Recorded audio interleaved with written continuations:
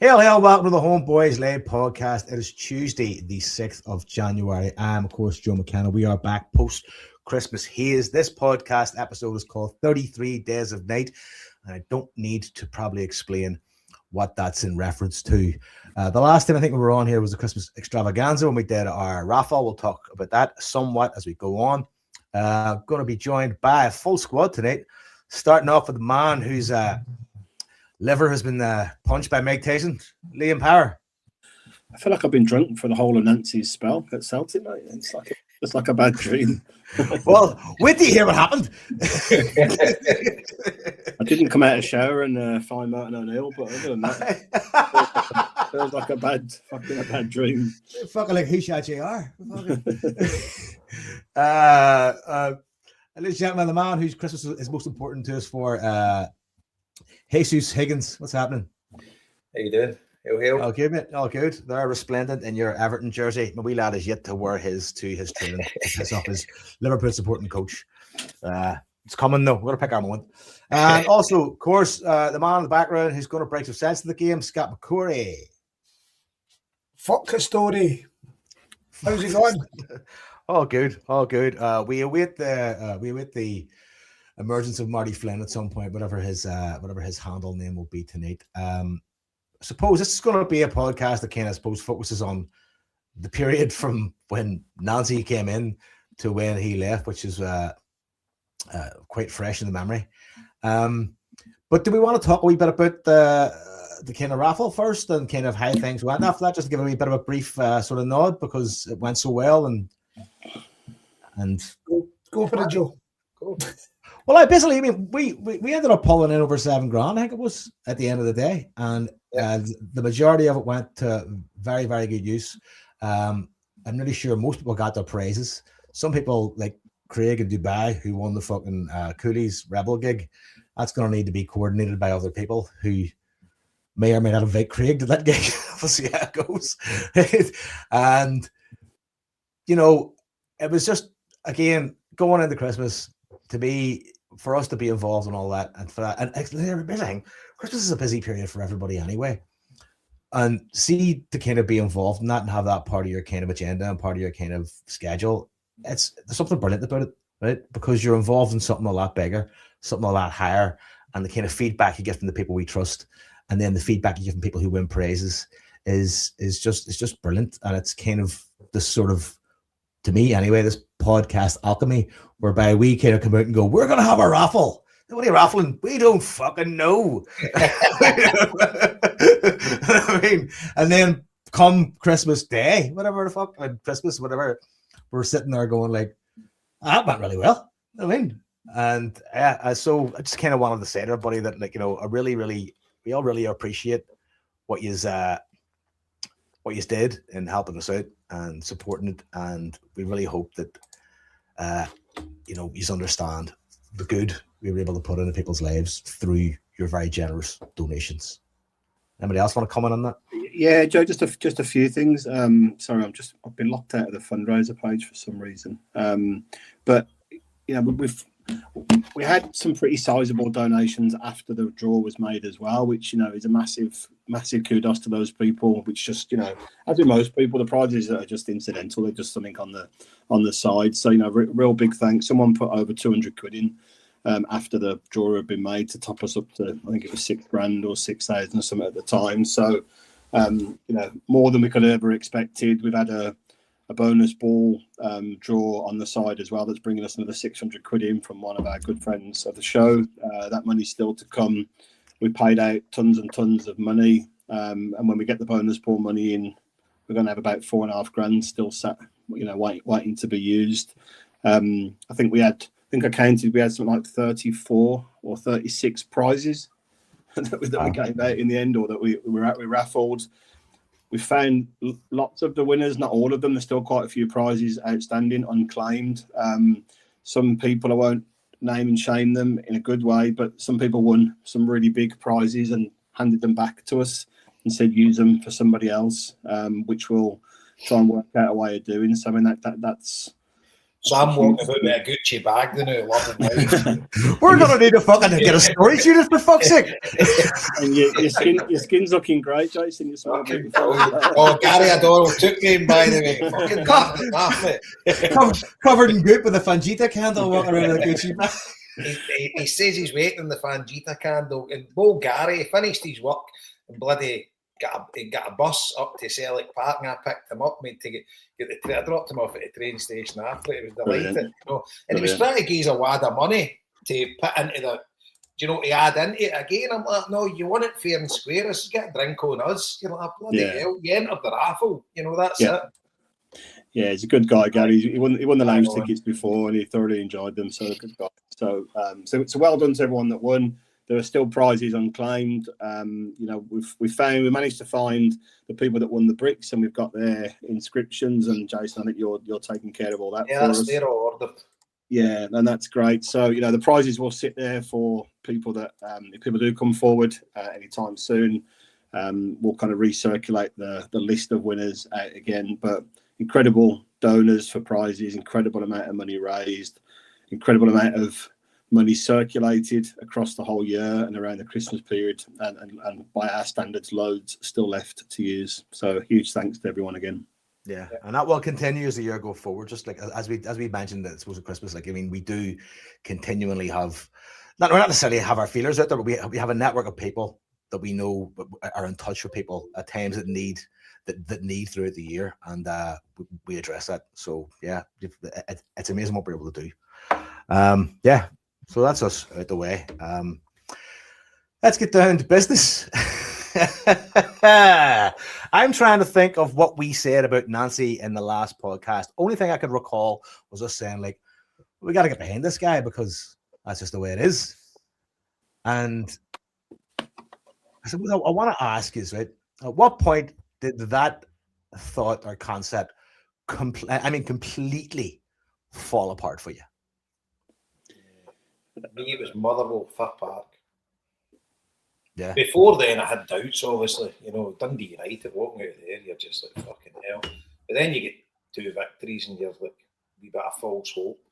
But walking out of Fir Park, they just fucking dismantled us and they were fucking pathetic. And you were just like, that was it for me. Didn't have any hope whatsoever that anything would turn around after that.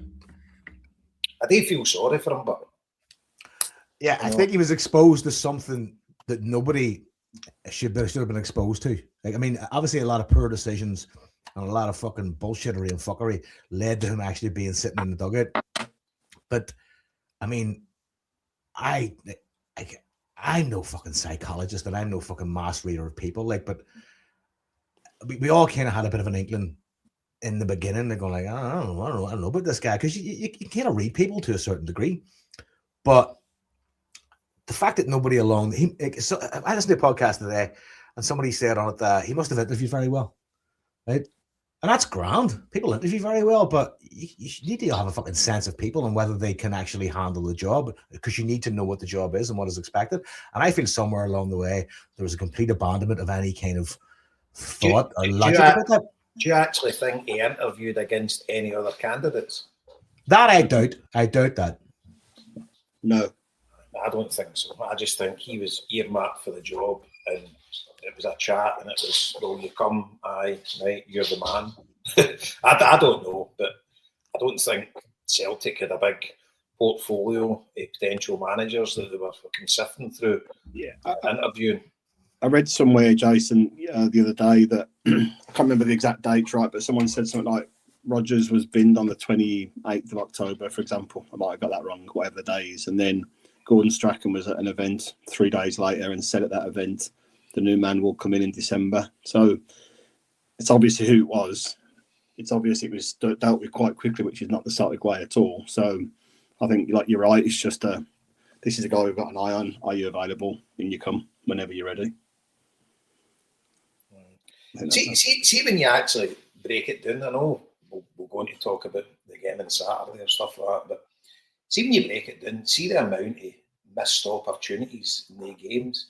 See if he'd have centre forward worth earning at all, he'd have been out of sight in most of the games. It's like, It's how things turn out. And I think the guy was way at his depth.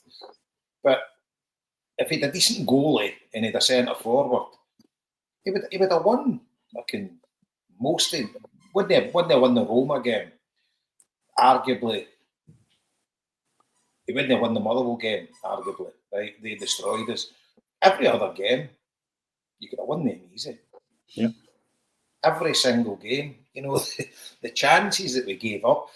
I actually watched the highlights of Saturday's game there. 9 shots on target we had. And see, sitting at the game, I didn't even realise it. See, when they went 1 each, we had 3 good chances after that. Before they went 2-1 up. But Jason, see, we never stuck to a fucking mad system. We probably wouldn't have conceded the goals. We might have won 1-0 and we'd all been fucking happy. And it was like individual mistakes. I mean, you look at the third goal, Schmeichel, what the fuck? You look at the second one, Ralston, obviously the guy, and then it's just a fucking culmination of fuck-ups. And it's just absolute fucking... They weren't even in the game. You know, and they'd come away from that like, as if they absolutely thumped us. We actually fucking battered them. And just Johnny Kenny's on... He's hit the target with both of them, but they were kind of... The keeper, it was a cracking save for his second one. Big Trusty misses a sitter. Maeda, the one by the post. Fucking Negrin. The amount of chances we had was fucking unbelievable. Yeah. Oh, you just look at... And you got to feel sorry for him because he must have been saying, how did we not win that game there? Yeah. And like you said, if you look back at the other games, I mean, if you did a correlation of the missed chances, I mean, you know, you remember fucking Maeda in the middle of the goal, he's missed the goal completely. Engels, a header, in the centre of the goal, he's hit the post. Johnny Kenny's misses, it's fucking, mate, it's unbelievable. He's definitely had no luck, but he's definitely done nothing to help himself either in that whole period. No. In my view. And you know, Joe, going back to your question, for me, like you remember back when we won the treble and everyone was buzzing, and then the Ludes come through about Neil Lennon getting the job in the shower, and it was a total fucking pin in the atmosphere. You know, I remember for the Hearts game when you saw the team sheet come out an hour and a quarter before the game, and you're like, "Fuck me, man, he's gone full pelt with this new system." That for me was like, this is not giving me a good feeling whatsoever. As it transpired, but like he could have won that game as well. To be fair, you know, if you get your chances done early on, but you know, I was trying to be cautiously optimistic about him, but from that point on, it was a struggle to have a lot of faith. To me, Personally, there was 2 moments when I was like, the 2 massive fucking like flashes of reality, of proper clarity, going like, oh fuck, this guy he's underestimated what he's doing. He's underestimated what he's in. He thinks that his ideology is going to fucking bear fruit no matter the environment or the league or whatever. He's completely misjudged this whole thing, and everybody has. Was 2 things. 1, Liam Scales essentially on the wing sending crosses. Right? That was just fucking baffling to me. Right? 2, the 2 goals against Livingston, the 2 early goals, both had the same issue. There was no right back to close down the guy who scored them. He was just there and they had time to set himself, and he could run, he could take a touch, and there was nobody there. The only person near to him was Yang.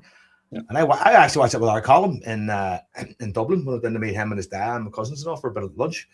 And just the 2 of us looked at each other and like, what the fuck?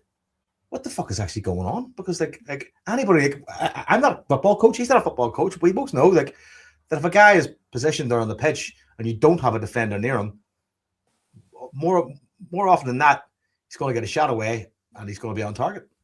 And it was just fucking insane. And they've got a goalkeeper that can't fucking save anything. You know, aye, shot on target's a goal. At the end of the day, Martin Hill was never renowned for having good goalies, and I hope he fucking notices this.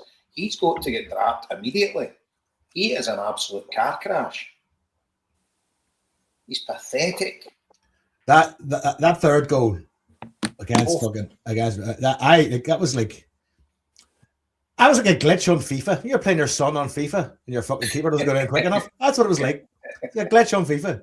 He could have saved if he's right foot. It's fucking kicked it. Unbelievable. I'm not defending him because he's fucking hopeless. I do think he took a nick off Trusty. That whether that was enough to just I don't know, just take his eye off it or deviate it. But But do you not think a younger, better keeper is fucking sprightly enough to get down quick enough? Because he was, he went down fucking. I mean, It was down six, slower than Titanic, for fuck's sake. it was 6 inches to his right, Liam. And it I wasn't know. even that hard. It didn't deviate much, but I don't know. Just sometimes just a slight deviate. I don't know. I'm not, like I say, I'm not sticking up for him, but there was a nick there. But he's been fucking hopeless since the cup final, hasn't he? Like that last season, to be honest. I know. Giving the ball away consistently. But so it's just thanks for the memories, Wilfred. But see you later, pal. Do you know what my first thought was when I seen he was sacked? I was like, fuck me, I want to have some crack editing this end of season DVD. How do you fucking narrate your way through that? It wasn't just right. So see all the chances, right? But it was every second half an absolute capitulation. And what was he saying to them at half time? What was he doing at half time? They were playing out their skin in the first half. Was he not talking to them before the game as well? And you look at all the first halves who are outstanding on like half of the occasions that he managed, 4 of the games. And then they came out in the second half and just fucking fell apart. Do you know, I listened to that. I see that podcast with Charlie Mulgrew, Scott Brown, and Kevin Thompson that was posted on the huddle board there. Did you see it? Yeah. I watched it. It was very, very, very good. A lot of really good shots because they spoke about Nancy a lot. And they spoke about player management and that there. And Scott Brown said, I've been in that position. He said, like myself, he said, I've gone on half time on a good performance and said, a whole lot, and they've gone out and fucking fell apart. He goes, I learned to myself, I want to shut the fuck up and say the bare minimum and let them go back out and do it again. You know what I mean? He said, I don't know what this guy's been doing, I don't know what he's been saying. He said, but he said he's whatever it is, it's just not working and the players aren't responding. But if you get a chance to listen to that podcast, it's very, very, very good. Three of them are very informative. The players have got to take a lot of responsibility as well. They're all professional players, right? And it just shows you if a guy comes in and you don't like him and how they just fall apart. And it's so weak. You would think players worth their salt would still be able to play football. And they just didn't. They just fucking were running about as if they didn't know what they were doing. But, I suppose you have to appoint in professional football where you're conditioned to just follow strategy and tactics and direction and blah blah blah. I mean, I suppose that's part of the kind of skill of concentration and focus. But do you think maybe did Luke McCown fire the first arrow in his interview? Do you think? I think what you said there, Jason. I think the players didn't. The players looked like they didn't know what they were doing in almost every game. Aye. Almost every game. And I know you can say that the professional players, blah, blah, blah, but I think the system was so... See, if you had 3 defenders at the back, 3 centre halves at the back, and then the rest was as it was. I think that would have made a massive difference. I just think it was...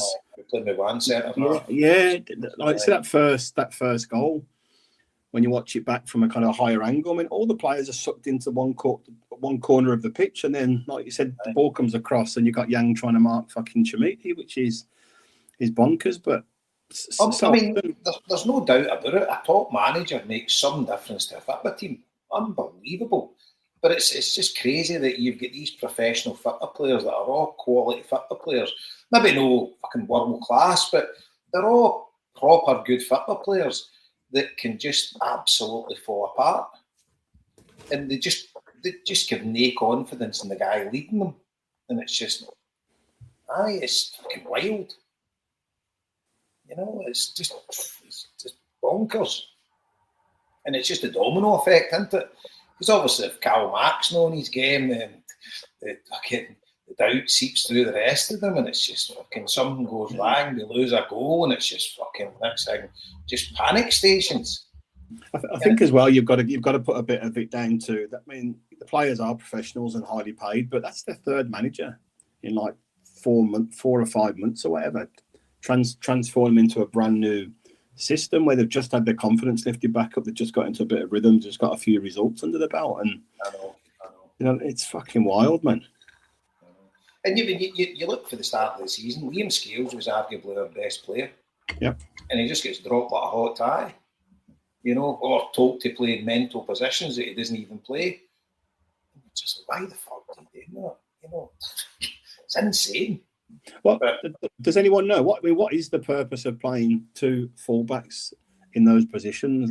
Scott, do you know tactically what the drill is there? What the benefit is? It's not far off with what we done with Greg Taylor in theory.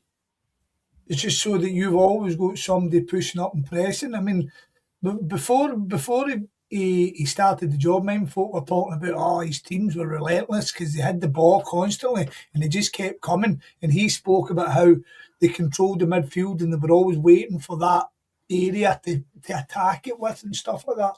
So that's the basic of it. They were supposed to push on, and you're just supposed to kind of overwhelm with attacking players. That's how I read it anyway, mate. Yeah. And see, to be honest with you, Scott, it would have worked if we'd somebody to put the ball in the net, because there was plenty of occasions where we were absolutely overwhelming the opposition. Right. Okay. That's fine. Until you go to Europe against a team that's going to fucking pick you up. Until you come up against fucking Motherwell. Exactly. Right. So I don't disagree with anything you've said. Right. I don't think we should sit here and eviscerate Nancy at all, because we said it before we appointed him. We said it when we were linked with him. We said it after he got appointed. We said it after his first couple of games. We said it after the cup final.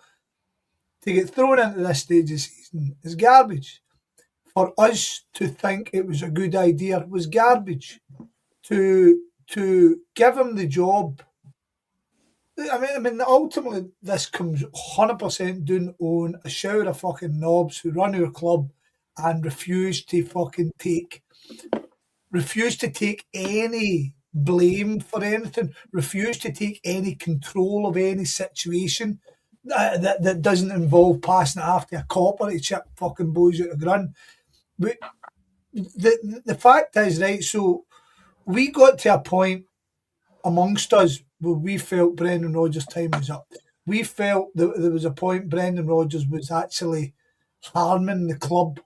Now, time has been fucking wonderful for Brendan Rodgers, in my opinion. Absolutely wonderful, because everything he said is generally true.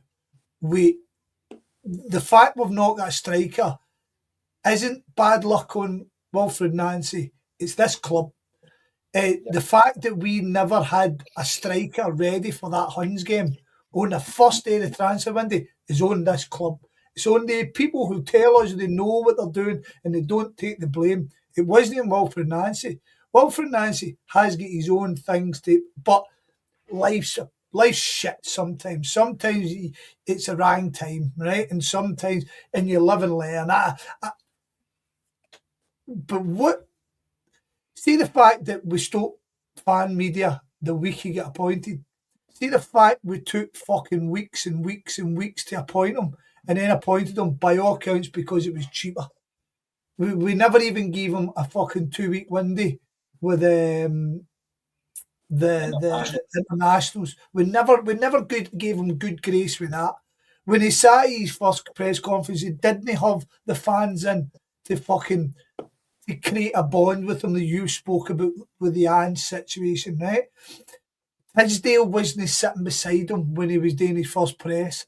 Fucking Nicholson, CEO, wasn't sitting beside him, as is repeatedly. You spoke about, do you think we actually done a proper interview process?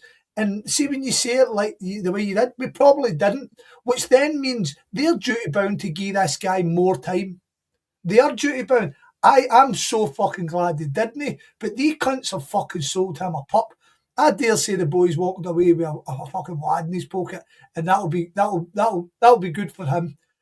But the malaise in the club and the fucking it's no my fault and don't blame me and it was Rodgers.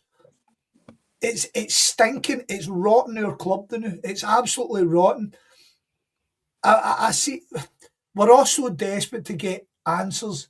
We're fucking flinging blame everywhere. Rodgers got it, Nancy got it, Tisdale got it. When ultimately it's the people at the top of the fucking tree, and they're rotting the way down. I don't know. Jason, we spoke about it fucking. Remember the Aberdeen game when I came in? I was fucking blazing. I mean, ultimately I was proved right. Know what I mean? I don't take any fucking joy in that, but you were waiting for it to explode. Liam spoke about the Motherwell game and how we had a fucking great day. Remember, we're on the boozer, brilliant. But you had 10 guys, us guys, right? And anybody that listens to this fucking podcast can count on about 10 occasions we've sat and overly talked about fucking formations. Tactics. What did we do sitting in that boozer that It's night? like, you were talking about, you're trying to work out your head. Exactly. And everybody had a different kind of X. So you had a big bunch of guys in there, fucking a Christmas day out, basically, and fucking we're all sitting and talking about formations. And that, I suppose that is on the manager. And due to that, he probably lost the players. So that's on him. I heard a great point in the day, or did I read it? They said that Martin O'Neill came in and all he spoke about was confidence, and he raised the confidence within our team. And then Nancy comes in, I think it was on the Celtic Exchange, and Nancy comes in, and not that he talked them down, he basically just kept saying, oh, these guys need to learn, these guys need to learn, these guys need to learn. Aye. These guys are sitting going, well, we've won fucking everything in this fucking league, and you've no, so fuck up, right? Straight And then coming to the squad itself, I think I'm fucking done with the vast majority of them, mate. Right? And we've had conversations about generally every player, right? And I know it's all fucking great to go at Schmeichel and now Hatate gave up. Engels looks like fucking lost, right? And I get that they're all confused. And see Scales, right? And yeah, I agree. Scales was looking better in a fucking limited system. But see the fact that Scales can't fucking raise a level to be what we something better. That says to me he's no good enough. It's the same as Johnny Kenny. We're all sitting here, and it's no Johnny Kenny's fault. It's no Allison's fault to get stuck in. But what it's proven to us is they're fucking limited players, and we need to get fucking rid of them. And Brendan Rodgers has been saying this all last summer, and what did he get for it? He get fucking his arse felt off a fucking prick. So I've got to admit, is the relief yesterday that we replaced Nancy, and the fact, see, to be honest, I love Martin O'Neill. Martin O'Neill really is a sacred cow to me, but he's 73-year-old. He came in, done a great job for us, and we've went back to him. We're a club with no fucking vision. No. We just such a Peter Law's away, so we replaced him with Brian Wilson. Know what I mean? and people are all talking about, You'd rather have Law back. Let's get Kyogo back. Let's get fucking Giacomakis back. Celtic have actually drilled it down to us that the only good players we can get are the cunts that failed after they left us. That's what Celtic have fucking done to us. Aye. And I think I'm honestly, in the last day, I've just got angrier and angrier. And don't be starting on Scales. No, well, see, to be honest, that typifies the whole fucking situation. It really does typify the whole situation that we're saying, don't be starting Scales, he's the best we'll go. Well, that's a sad indictment to it, gents, that fucking Celtic have allowed it. Because I think we're looking for better, looking for better, and we're not. But I think Scales and Trusty under Martin O'Neill were really good. Yeah. But do you see my point, right? And I agreed with you, Jason. Right? I totally agree with everyone. No, I did agree, and I found myself defending Scales constantly over a lot of other people. But I'm kind of just new at this stage, right? And once we get back to games, I'll support them like I always do. But right now, I'm kind of going, we're allowing ourselves to be dumbed down. And Brendan Rodgers tried to stop us from dumbed down, and we saw what happened. And quite horribly, with hindsight, we turned on him as well. We joined in the fucking booting. It's a good point. Whereas the club and the guys at the top level have they just keep hitting us with the stick. They just keep hitting us with a stick, and they're dumbing us down. And I'm fucking spewed, to be honest. See- And see- by the see- way, and just to finish my point, we can crack on. See if Martin O'Neill manages to get the fact is now. Yesterday morning, I didn't believe we were a viable title contender, and today I think we are. But we're a title contender. I don't think we're favourites. I don't expect Martin O'Neill to fucking rip up any trees. If the club have got anything about him, they'll go and get him fucking what he needs to win the league. But I don't trust him to do that. And that's pretty much it. But see, no, you're totally right in everything you said. But see the point when we're going about those above him. I don't think there's anybody above him that matters apart from fucking Desmond. I think we've got a board in name only. Our board have got no power whatsoever. None of them today anything without Desmond getting it the go ahead. And I think that's the fact of the matter. We've got people in positions in the board in name only, as far as I'm concerned, because nothing happens in that football club without Desmond deciding it. And he doesn't even own the club, and he's a fucking dictator. Well, then, see, when you mentioned about the interview process, do you think, obviously, I mean, like, his appointment went the same way as all the other ones? It's like going, like, he was walked into a lunch or fucking a meeting with Dermot Desmond, and eventually Dermot Desmond lit the white smoke and went, "This man, he is the one." I mean, is that how it went? Because, I mean, if that's how we're deciding managers, we're living in a fucking fantasy world. Well, I think Desmond, whether he says to Nicholson, right, you've got my blessing to go and do that with this guy or whatever, but nothing happens without him rubber stamping it. I'm convinced of that. I don't think anything happens at Celtic without him fucking having the final say. Right, so then, essentially, right, a football club at its core and a board and all that sort of thing, essentially, it's a big, massive co-production model, isn't it? Really, it's a big, massive collaboration of things, right? I know there's essentially a person in charge, but that's, you know, sometimes that can work, you know, in the way we can see it working. It become dictatorial, right? Is that where we're at now? The past way, just this one guy gets to say what happens. This one guy. Like I say, Joe, this has been the case for a long time, a long time. And it's just as I keep saying, it's this season. We've scratched the surface a wee bit more than we've ever done in the past, and it's kind of freaked us out. It freaked us out to see how, what's the word? How fallible we are, how fucking weak we are in terms of. I mean, I was told a story this week, right? So Peter Law was put up as the fucking. Again, I said this last time, but I'll go again.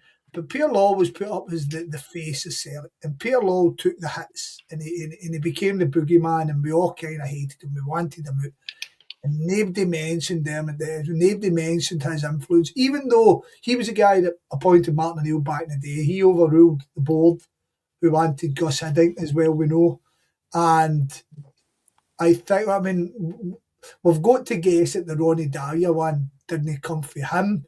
However, it was hugely influenced by the City group, because when you think about it, we try to appoint Roy Keane as manager. So it's his influence on it hasn't been, well, it didn't seem to be the biggest concern. Peter Law seemed to be the biggest concern. And once he kind of shunted out the way, we saw what happened with Don Mackay. However good or bad he may have been at his job, the fact is we don't know. We can only speculate. Peter Law, the way he kind of ran Celtic worked because Scottish football's weakness. If we're brutally honest about it, it worked because of Scottish football's weakness and the fact that we were always available to spend that wee bit more and do that wee bit more. It allowed us to always be the one in front. We made an asset here and there. Maybe we gambled, and I've got to say, a lot of the gambles we take generally don't work. I mean, the gamble we took this summer is fucking. It's madness to think people would generally get sacked for that because you're costing your company, your club, fucking a wad of dough. But I was talking to a guy, and he said he was at a Celtic Association meeting. and it was back when the Huns appointed Gerrard. And so we would have had Rodgers at that point, and they were at the meeting, and they were all sitting there talking, and said any question. So at the end of the meeting, they all spoke and stuff like that, and he said, "Right, we've got 15 minutes left. Does anybody get any questions?" And we'll keep it kind of light and all that, and I'll let you know. And they're all like, Brown was getting questions, and the guy I know kind of asked the question. He says, "Peter, the Huns have got Steven Gerrard now, and I've got to presume they're going to be flinging dough at this. What have we put in place to make sure that we'll always be?" And Peter Law basically mocked the question. What? Who? Who did they appoint? And he was looking around the room. What's the guy's name? He was doing all that part of it. He's doing that. Come on. That's his name you're talking about and all that. Oh, don't. There was no plan. There was no plan in place. It was a case of we'll sell it. We'll always be in top. And that arrogance and that fucking attitude ultimately led to what happened, as we know. But it hasn't been removed to the point we got this season, and we got the fucking way he talks down. They talk down to fans, and they dismiss fans, and the way we get knocked out of Europe. So how do they try to fucking bring the dough back? They were charging everybody 45 quid for a Europa League ticket and no fucking concessions, stuff like that. Just, mate, I've been sick with them all season, but. I mean, another thing, what about the Green Brigade? See, the Green Brigade are they've done this, right? So they've made up, so in case you don't know, the Green Brigade aren't getting back in because they refused to accept what the allegations were. The accusations that the folk They refused to accept it. They've said, well, we'll speak to you if you accept this. And they're going, fucking no, because that's not what happened. And God bless them for doing that. I'm delighted with that stance, even though I totally miss them in games. Well done, them. And that's another thing that Nancy's been fucking hit with the shit. Yeah, 100%. Every home game, the stadium's like a fucking morgue, you know. And it just goes to prove that there is no atmosphere at Celtic Park without the ultras, because the boys are obviously there in the stadium, but they're no singing in solidarity with the Green Brigade. You're quite right. So. You just knew it was going to happen. There was 3,000 of that lot there just fucking having a party. And the only bit when we went 1-0 up, it went quiet for their side, but there was still no atmosphere for our side. You know, it was just a fucking morgue. You never heard a peep. You never heard a peep for them until they got the equaliser, and then it was all them and all them. And well, again, we've done this party death, and I dare say we'll keep doing it to death, but. Just in general, just the way they're treating us is just. So back to my point, the Green Brigade, I've seen it for years. The Green Brigade cost us hundreds of thousands in fines. Do you know how much they've cost us? 100,000 fines. How much of that board cost Celtic with decisions in the past 6 months? Millions. Fucking millions. If you back Rodgers to any great degree, with the beat Kyrat, I dare say we would have took some fucking hidings in that bloody thing. But with the beat Kyrat, and then you've brought back Martin O'Neill. You've obviously gave him a wad to get you through. You've appointed a guy. You've no backed the guy, rightly or wrongly. You've no backed the guy at all. You've gave him a fucking loan signing. Know what I mean? A Razio boy. You've gave him, that's it. You've no fucking backed him at all. And now you've punted him and you've gave him a wad of dough to bugger off, and we've went back to Martin O'Neill and we're probably giving him another wad, and it's no coming out of fucking Dick Dasserly's pocket. So I think they're culpable. I think the finger should be very much pointed at aim. The if we don't fucking the fact again, Joseph Agnew said it there was a boycott this weekend. It was happening, and the sad thing is, we're taking the boycott away because nobody wants to kind of affect Martin O'Neill. But the boycott now looks like it was only because of Nancy, and it should be because of the fucking scumbags at the top of the three, or the scumbag, or the fucking clueless cunt, or whatever you want to call it. But So are they politicking then in that way to a degree? Do you think, Scott? I think they're always politicking, mate. Somebody spoke to me at the AGM, right? And see if you take a wee step back for it, Joe, right? Again, you've heard me say this in the past about ceding power, but somebody said to me, see the AGM, you walk right into their trap. You walk right into their trap, right? And the guy was saying it to me as almost, you're thick as fuck because they set a trap for you. And my response to that is, why the fuck are the CEO and the chairman of the club that I spend thousands of pounds on setting traps for me? How can that not be a fucking toxic thing? How's that not? We talked about this at the time when it was quite fresh. I think the week after it was like, I think we all agreed that like what they wanted was reactive abuse. Yeah. They set out to get reactive abuse. And you know who does that? If you look it up psychologically, it's a narcissistic trait. It's a deep narcissistic trait.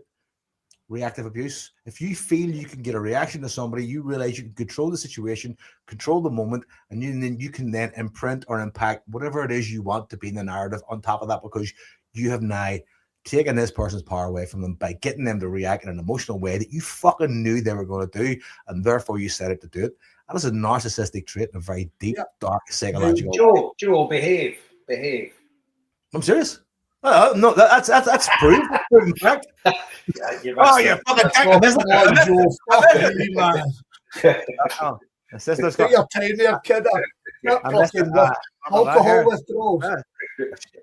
Sharp on the point, fucking not sharp on But do you know what, Scott? It would be an ideal time to just say, right, get them back in, right? New manager, fresh start. The board don't lose face as such. Get them back in. Let's get the season up and running. Let's go. Anyone with a fucking any sense at all would look at it that way and go, right, everybody behind it. Let's do it. Yeah. Get them back in. Well, then. What the fuck? So. It's it's. Well, I know we are biased about the situation because we kind of know a load of them and we generally like them, and at this stage they're fucking badly needed. You know what I mean? So, but I don't know. Somebody says Brian Wilson after the Wilfred sacking and then the O'Neill appointment. Brian Wilson's come out as chairman or interim chairman. There you go. There's where we're sitting in the room. We've got a fucking intern chairman and an intern manager. You know what I mean? Fucking what a club. Fucking hell, man. Maybe so, maybe not. Aye, maybe. And Nathan, know that, guys. One's fucking 86 and one's 73. Fucking hell. That's all the minding fucking club, you know what I mean? The kids are all right. What's it at? Hello, fellow kids or fellow young folk. Hello, fellow youths. Youth, that was it. So, what did he say? I didn't see his statement, but did he come up with a statement? Basically, Brian Wilson came out and he says the circumstances is not what they wanted. Right? I'm paraphrasing. It's not what they wanted for the man. It's a wee bit heartbreaking and all that. But once again, a call for unity. And see, he keeps calling for unity. Doesn't he fuck all to offer unity? He just keeps calling for it. He keeps basically saying, see all you fucking antagonistic cunts, stop being antagonistic. Well, if he said that, right, in fact, I did see that state. I didn't know if it was him, right? I just seen it wrote somewhere when I was scrolling. What do you think? It was a Beach Boy one? So if that was for him, then surely they've got to put the olive branch out now and create the unity. I mean, fuck's sake, the ball's in their court. The Green Brigade have contacted them countless times to try and get them on the table. Hold that thought, J-Bo. But you know what, though? I get the feeling that a lot of what is said from Celtic is lies. Not even lies, Scott. See, even the stuff that makes sense, like out there, like fucking trying to. I feel like everything they say, they're not willing to implement. Or they're not able to implement. And they don't say much, to be fair. So there's a lot of high-paid cunts doing a lot of shit that doesn't actually have any impact on anything. other than a negative impact, right? And we've all worked in places, and you go like, you look around you and you go like, we're not really producing what we should really produce. We're not really fucking affecting things the way we should affect things. And somebody needs to be a leader. And leadership is about decisions. It's all about decisions, right? And yeah, you're getting some wrong and you get some right, but you've got to be able to have the ability to look around at a higher level with a team of people, a small team or a big team, and go, listen, here are the problems I see, and here are the issues that I want to address. What are we going to do about that? Who's got 100%. ideas? Who's got ideas? And to back up your point, Joe, and I totally agree with you. I mean, the CEO, I mean, we all know fucking how structures of companies and businesses work. The more you get paid, the less you do, but the more you're culpable for shit. Aye. I mean, so, and we've got guys at the top of your tree getting paid a fine wage, and they don't seem to want to put their fingerprints on anything. But here's the thing, Scott, right, that I always find weird. See people like a higher up, the less they want to have the connection to what's actually happening. And I find that really problematic, right? Because I think, see if you're higher up in the chain and you're culpable for so much and the responsibility lands on your shoulders, you'd be best served to have some connection, some pure, genuine connection to what's happening from the ground up. In terms of a network, in terms of information, in terms of people that can tell you the truth, in terms of people that can actually give you a practical picture on what's actually happening, reports, whatever. It doesn't need to be in depth. It needs to be fucking real. It needs to be you outside the bubble, right? That's important if things are going to move forward, because at the end of the day, attitude trickles down from the top, and it doesn't always, like, an arrogant CEO or an arrogant chairman isn't always going to result in someone at the bottom thinking like, we're all fucking on the same team. We're all pushing in the same direction. Let's all have the same ethos. It doesn't work that way. You've got to be on the fucking ball. You've got to be connected. You've got to know what's happening in the stream of production, whatever industry you're in. And if you don't, you're on the plums. But we've got a CEO that had a meeting with the fans at the start of the season, and he says he took on board that communication could be better, and we've all worked on it. And since then, we've not heard a fucking peep film. Aye. Do you know who else took on board? The fucking Titanic. How'd that work out? But it's fucking, they're just fucking. I mean, Desmond must just handpick fucking galoots to fucking get into these positions, to just fucking nodding dogs so that he just tells them what to do. I think it's a kiss ass environment that these people end up finding fruit out of. And that's not to say that they're all kiss asses, but I'm saying is, if you don't, I suppose, tug the brow to some degree, or play your place, or find your ability to network in, then you're not going to be considered for these things. Look, obviously Nancy had the Tisdale connection. That's like clearly that was his in. And clearly this has somehow fucking resulted in this guy coming in. And who put their faith in Tisdale? Who was the guy who brought Tisdale to Celtic? There's we go. So I've got in front of me here, right? So this is for the meeting that they had with the fans that you just talked about, J-Bo, right? So Michael Nicholson acknowledged that the club is not in a place where we want it to be, and some recent communications have not been well received by supporters. Michael Nicholson confirmed that the club's strategy is clear. The club aims to be a world-class football club in everything we do. This includes footballing success through dominating Scotland and competing in the UEFA Champions League based on creation of Champions League players through the academy, players recruitment, players training, technical function and development of training facilities. How do you intend to modernise the club's structure to compete in Europe? Mike, and why are we consistently unprepared for qualification stages? Michael Nicholson stated that the club did not accept the premise of the question. Further, he added, the club have appointed Paul Tisdale, the head of football operations, a new position for the club last year. Michael Nicholson confirmed that the manager supported the recruitment of Paul Tisdale following a consultancy period last summer. I mean, you're fucking going, it's desirably vague, isn't it? Everything they say about everything. Because Naney's, I mean, think about it. Paul Tisdale started with Celtic, what, 18 months ago? And did any of you ever hear him speak? No. No, I mean, think of it. Not a word. We've got a new guy in there, haven't we? We've got a new guy, head of football. Well, we've got a guy up for Chelsea. operations. But Aye. there's just You know what he looks like. Mate. But if it's his birthday, we'll fucking soon know. You know what I mean? Right, well, I apologise for taking it down this road. I just kind of... Well, no, I think that's what it was all about. And I'm like, getting more and more angry about it. Martin O'Neill, though. What's your thoughts? Right. Do you think Martin O'Neill was the only option? yes. Yeah. Realistically. Him or Ange. Fucking.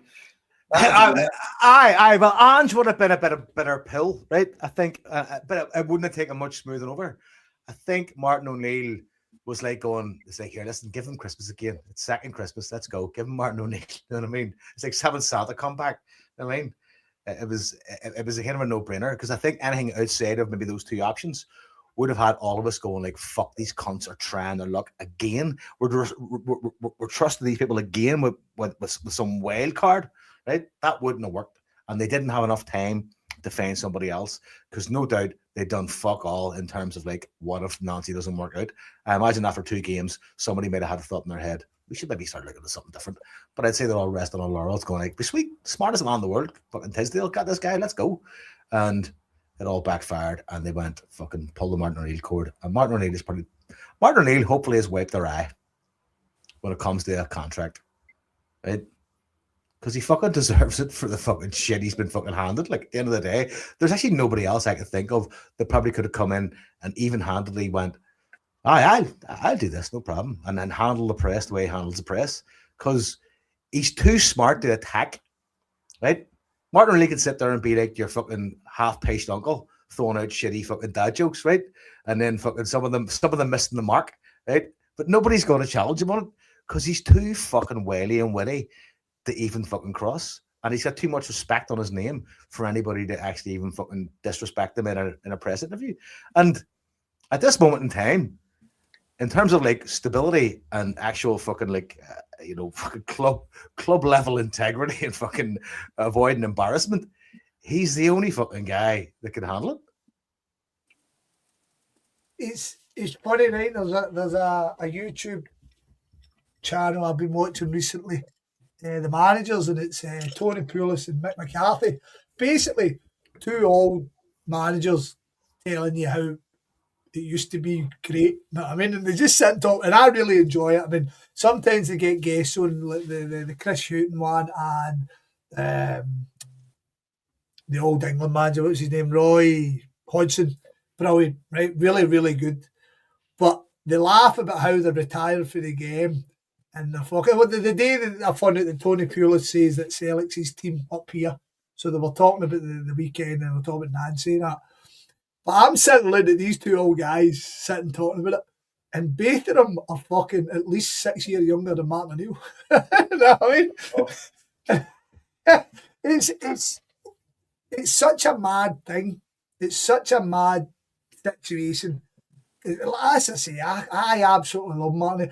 I don't think after what he'd done, we could have went elsewhere. I don't think Ange would have worked. I really don't think Ange would have worked here in this situation. I don't think the players needed a coach to come in who's distant with them. I think they might need that wee fucking bit of hugging right now. And Ange has kind of proved in the past that he's not that good at that, you know what I mean? And especially the way, I think fan-wise, I think it had to be Mon because of what happened in the past. Do you know what I mean? But what happened there just before Nancy came in? So let's look at his 8 games that he had, right? Obviously, one well documented. He won 7 out of 8. So 4-0 we beat Falkirk. Pretty good. Really good, in fact. So yeah. Bounce factor. And then League Cup semi-final, we beat them 3-1 after extra time. But it was well deserved at the end. Well deserved, yeah. Pretty hairy during parts of it when they were at 10 men, but still a good victory. The next game, Midtjylland, we get absolutely destroyed. We were hopeless, right? But they're a decent team. No any world beaters, but they're decent and they mauled us. Then we beat Kilmarnock 4-0. Pretty good, really good. Then we beat St Mirren 1-0. Maybe one of the worst games I've ever seen Celtic play in my life. But with a worldly for McGregor. And then with an amazing result away to Feyenoord, 3-1. That was brilliant. And I know Feyenoord looked terrible, but they were second in the Dutch league. And what a game. No, I'm not letting anybody take away from that. That was an amazing result. Absolutely brilliant. No letting anybody. Outstanding. And then we win 2-1 at Easter Road. It was all right. It was good. A lot of Celtic teams have got up there and failed, and Hibs are actually a decent side. And then we beat Dundee at home 1-0, which was kind of dross. So he got 7 wins out of 8, which was brilliant. The football wasn't amazing, but it was a hell of a lot better than we'd watched under Rodgers, because the team had took a massive dive, and obviously Rodgers was coming out in public saying the team weren't good enough, right? And you mentioned it earlier, Scott, and I don't disagree with him, but if you come out and constantly tell players they're not good enough, then they're going to chuck the towel in, right? Martin Neal came in and tell the players they were the best in the world, and they played for him. So I'm hopeful, especially guys like Nygren, because you seen the interview when he left the last time. He's like, to Nygren, you need to be this guy, you know. Guys like him will be walking in air now. Scales as well. He'll get a chance again. And there'll be like shackles after them, and the players will be absolutely buzzing now. I mean, I know we've got beat with that more on Saturday, but I've got no doubt the players will be absolutely buzzing. So I'm expecting good things, but I'm no daft enough to think that in the 8 games that he was here, we were fucking outstanding, because we definitely weren't. But we had a winning mentality, which, and with a good defence. There's just a thing. There's a thing that was there that wasn't there under Nancy. Once you go on, maybe you can't go on. Joe,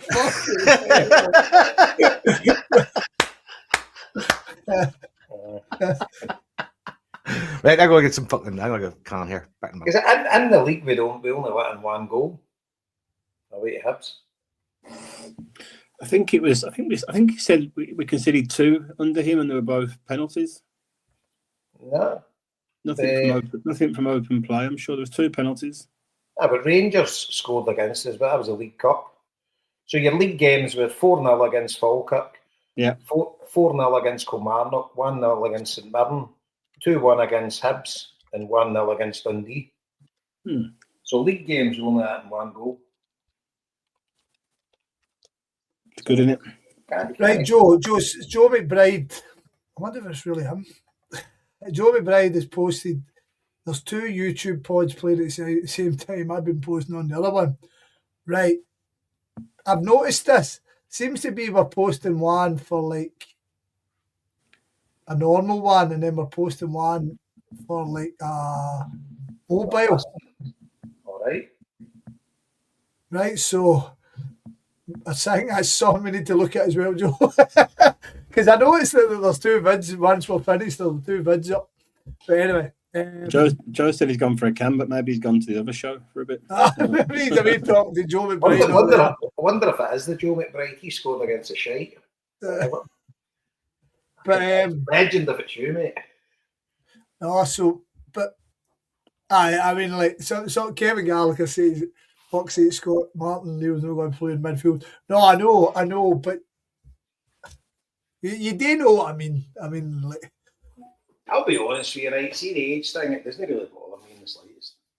See, like somebody, he's a young 73, you know, and I think that's overrated. What I would say is, when he'd finished his spell at Notts Forest, I was very much of the opinion his time had came and went in football.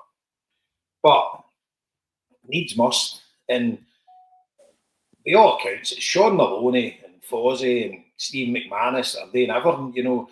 I think he's just coming in to G the players up. And I don't think he's going to be doing any tactical masterclasses with them. I think he'll just be sending the guys out there and getting them playing in their favourite positions or where they're good at and sending them out there to do their best.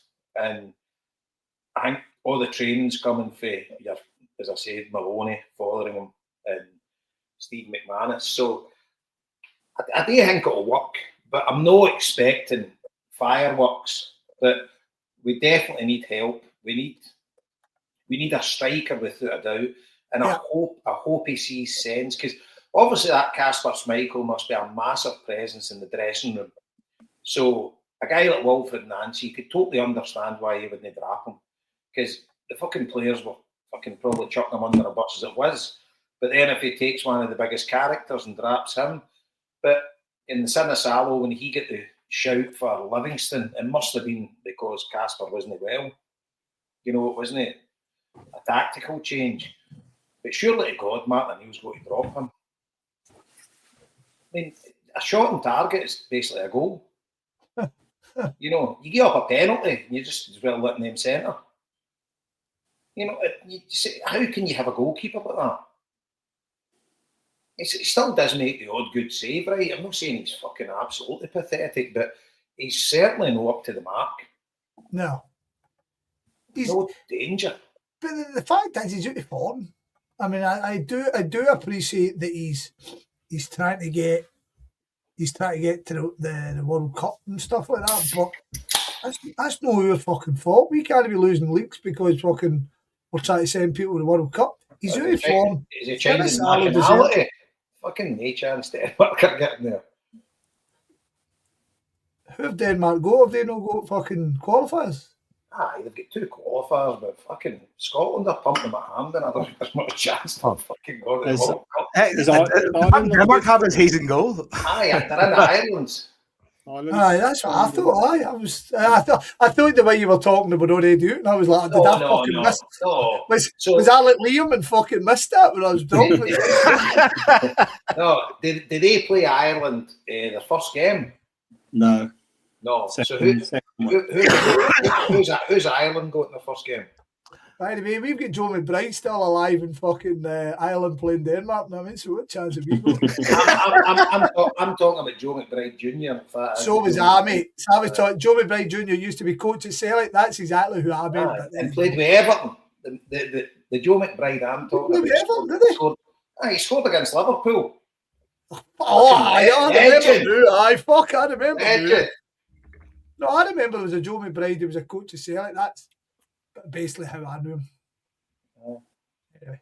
So Liam, I thought you were... Denmark have got North Macedonia next. Right, and then who's Ireland got? Ireland... Liam doesn't even know. Fucking some Irishman he is. Is it Czech Republic, I thought? Oh, I said, he doesn't even know. Fucking my heart is in Ireland. It's where I love. Pay any attention to that international fucking tosh. Oh, here we go. Here we go. Come on, Hamish, you're not back on the Tartan bandwagon now, are you? Oh, aye, big Tom. Here we go. Big Thomas is Big Thomas is getting it booked. Yeah. Aye, we see all these folks saying fucking 15, 20 grand it's costing you. It's costing us fucking 1,500 quid. That's flights and digs. Here we go. Ireland are playing Czechoslovakia, as I told you. Thank you. Well, Czechoslovakia, they've got together now. Czech Republic. Czechoslovakia. Czech Republic, you know what I mean. We're creating world peace in the podcast. World peace in the podcast tonight. Fucking. Aye. East Germany are playing the USSR. So fucking, there's no danger fucking Denmark are getting there as far as I'm concerned. Aye. Anyway, let's keep on target. We've been flying about a bit, but Liam, what's your thoughts on Martin O'Neill getting a gig again? You know, I was so excited yesterday when that news came through about Nancy going first, and then I think I said on our chat, I thought if it was going to be O'Neill, they'd announce it straight away, like just back to back. it was a bit weird that it took a few hours to do that. And that started me thinking maybe Andrew's going to come back. But I think it's like you said, I think it's just a real indication of how low our standards have got now. I mean, remember back at the start of the season, there was talk about Maloney coming in to replace Brendan Rodgers, and everyone was going off the nuts. Do you know what I mean? And if Maloney would have been announced yesterday, everyone would have been jumping through fucking hoops about it. So it's mad, like where they've taken us here. And when they announced O'Neill the first time round, I was quite critical of it because I'm like, what a lack of thinking, what a lack of imagination. You know what I mean? Just fucking go down my top 5 people on my phone list that I can call there. Actually turned out to be really inspired. So I suppose you've got to give them the credit for that, because I thought it was done. I thought it was completely done as a manager at that sort of level. But it turned out to be pretty inspired and the right person at the right time, you know, to placate the fans and just to bring everybody back up again.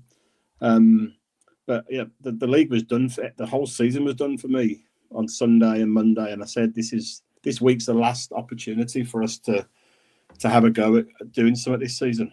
Because if we'd have played Dundee United and Falkirk with Nancy in charge, we wouldn't have won one of them. No, at least. You know what I mean?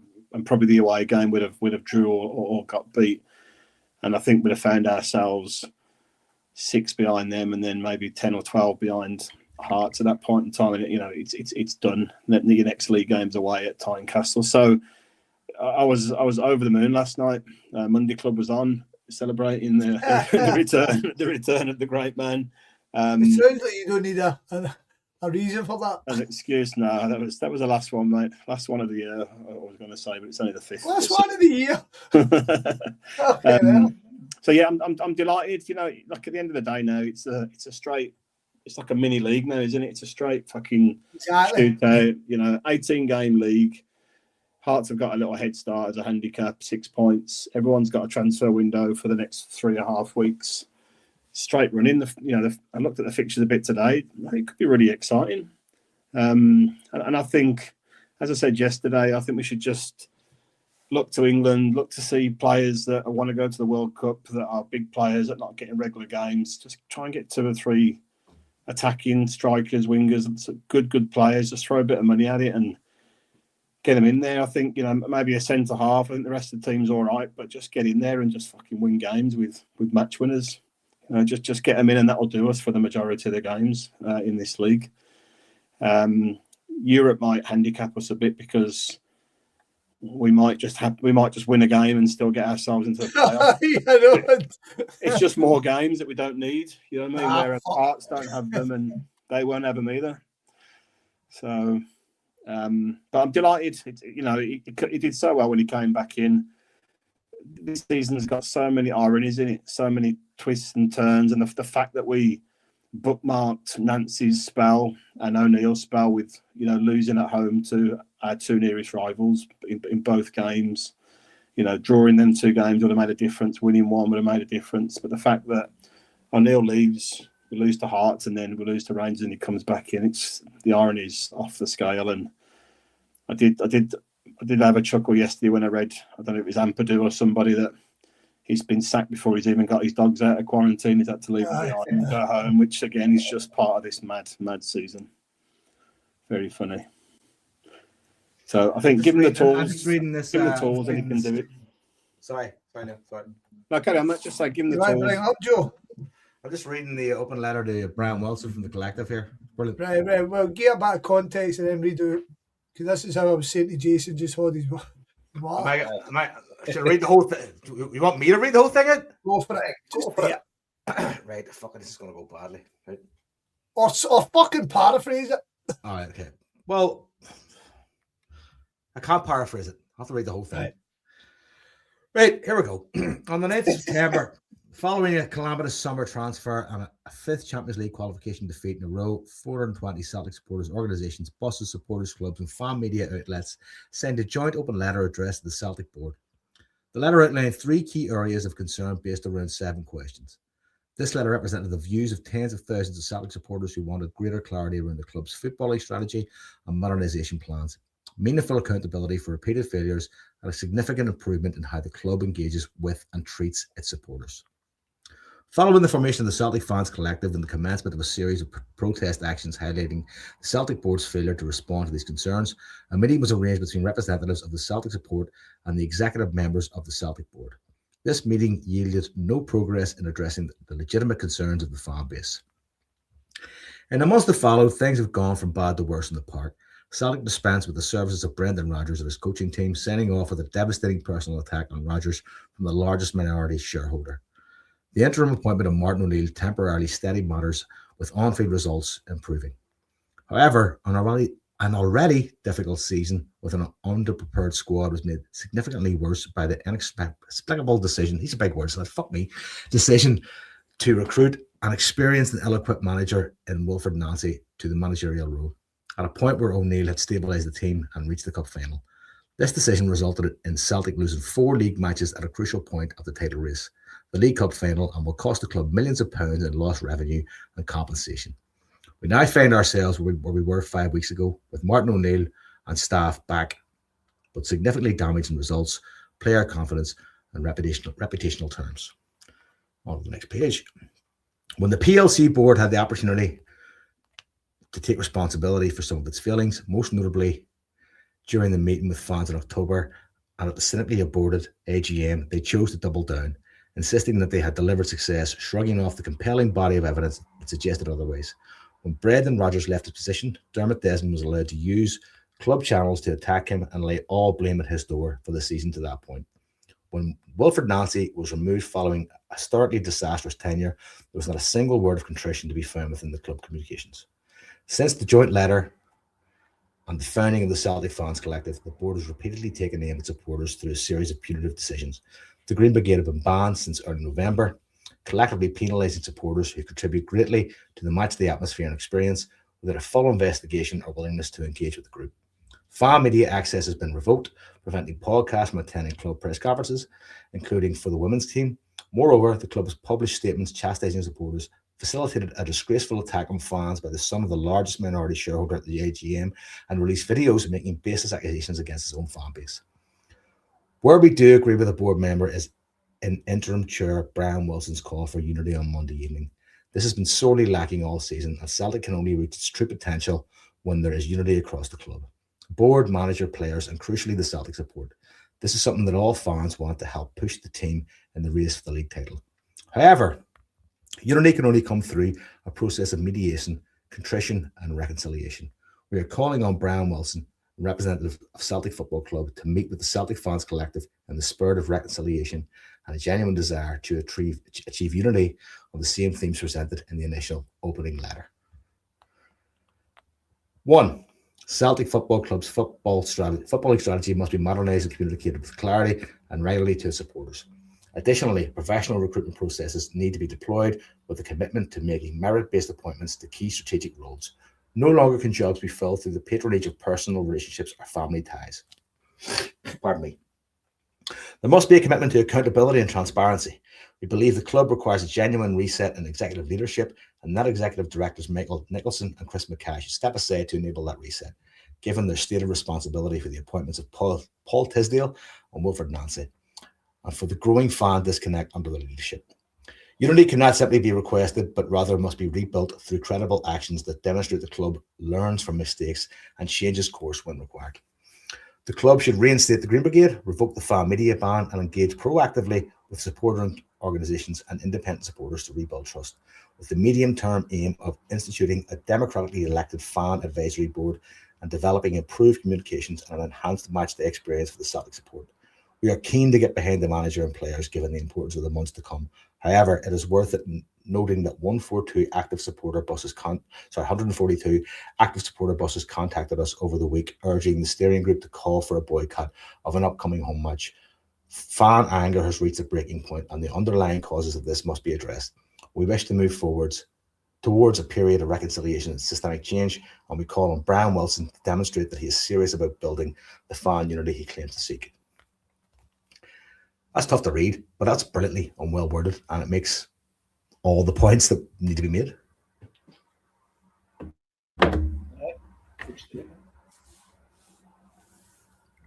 The part about want with the Nicholson, etc., I don't think that'll fly, but agree with the sentiment, but the rest of it, aye, totally. You know, so, but aye, that's always been the stance anyway, get rid of Nicholas and Mackay. So, yeah. But as I say, we've got a board in name only. We've got a dictator that runs the show. But surely a dictator would even want decent folk to be in place to run his shit. Here's the thing about being a dictator. You want efficiency to be a dictator. If you be a dictator without efficiency, you're fucked. You're going to get kidnapped. Exactly. Exactly. But, we'll see what Brian Wilson's got. I hold out no hope whatsoever, but let's hope I'm wrong. Aye. Scott, you there? Scott. Yes. Sorry, mate. Yeah, that was brilliant. That's very well written. They done well, didn't they? Very, very, very, very, very good. Difficult to read, but with a guy with a former speech impediment, in fairness. I threw you under the bus there, to be fair. What? I'm saying we threw you under the bus there, to be fair. I know, yeah. Too many Those fucking... too Joe's many the syllables. voice of the HomeBhoys. Come on, man. That's the problem.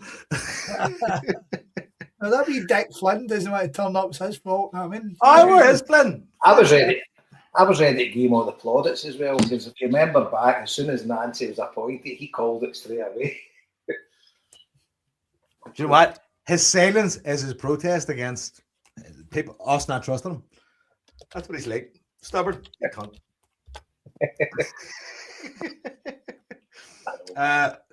Liam, you got to shoot off, buddy. I've got to shoot off, mate. I'm going to go and study my history of countries' names properly so I can get them right for the next show. European history. Yeah. East Germany, Czechoslovakia. We'll get there soon. Yeah, need to jump, guys. And the football and past of Joe McBride Jr. Do you know what I learned studying Greek philosophy? That Turkey used to be called Asia Minor. Say that again? I missed that. When I was studying Greek philosophy, I learned that Turkey used to be called Asia Minor. I don't think the full country was, because it was part of the Ottoman Empire. Turkey is a new country. I know, but long back in the Ottoman Empire. But back in the fucking back when it was like Socrates and fucking Plato. Well, back in the day of soccer. So right, that's a good time for me to go. Let's so the actual landmass of Turkey was still the same landmass, called a different thing. No, they considered that part of the world Asia Minor. Well, that part of the world, so it wasn't Turkey at all. Well, that's what fucking Turkey is now, isn't it? Aye, but no just Turkey. There's been other states involved in that as well. Aye, I know, but like fucking that, all right, Captain Pedantic, that's fucking good. Right, okay. Fuck it, like you're saying that as if you didn't fucking know that. You know what I mean? I know. Well, listen. Sometimes facts just go out there, and you go like, that's dead on. He's full of shit. Move on. I mean, you just know me well. It's quite fascinating about that for Ottoman Empire stuff. See look back into it. I used to listen to a guy called Dan Carlin. Had a thing called Hardcore History back in the day. Yeah, really good. Did a fucking 5-part series. I have it in CD. I got it in CD for Christmas about the Mongols with Genghis Khan. Aye. Unfucking believable. 5% of the planet is distantly related to Genghis Khan. Aye. So that's a lot of bucking. Well, see if you watch the old film Lawrence of Arabia that was on last week. That kind of that's like based on like when the British were friendly with the Arabs when they went against the Ottoman Empire. You know. No, the Brits are. No, the Brits historically are like. The Brits are historically and still to this day, like a crowd of people outside a club, right? Well, with a bit of aggro, and some cunt moves in and goes, "We should all start punching each other. Fuck, what's happening?" I mean, and they just start fucking up the vibe. I mean, people are kind of getting on everything's fine. Well, that's how they say. That's how the phrase came. Draw lines in the sand. How they created all countries like Iran and Iraq, Syria, etc. They put in. See, like the royal families and all that, like the Shah Iran and all that. They weren't like historical families that were tribal leaders that owned all that land. They get put in there by the British government to run it after they carved it up. Honestly, you know what this is reminding me? The Wayne's World scene where they're talking to Alice Cooper and he starts talking about Milwaukee.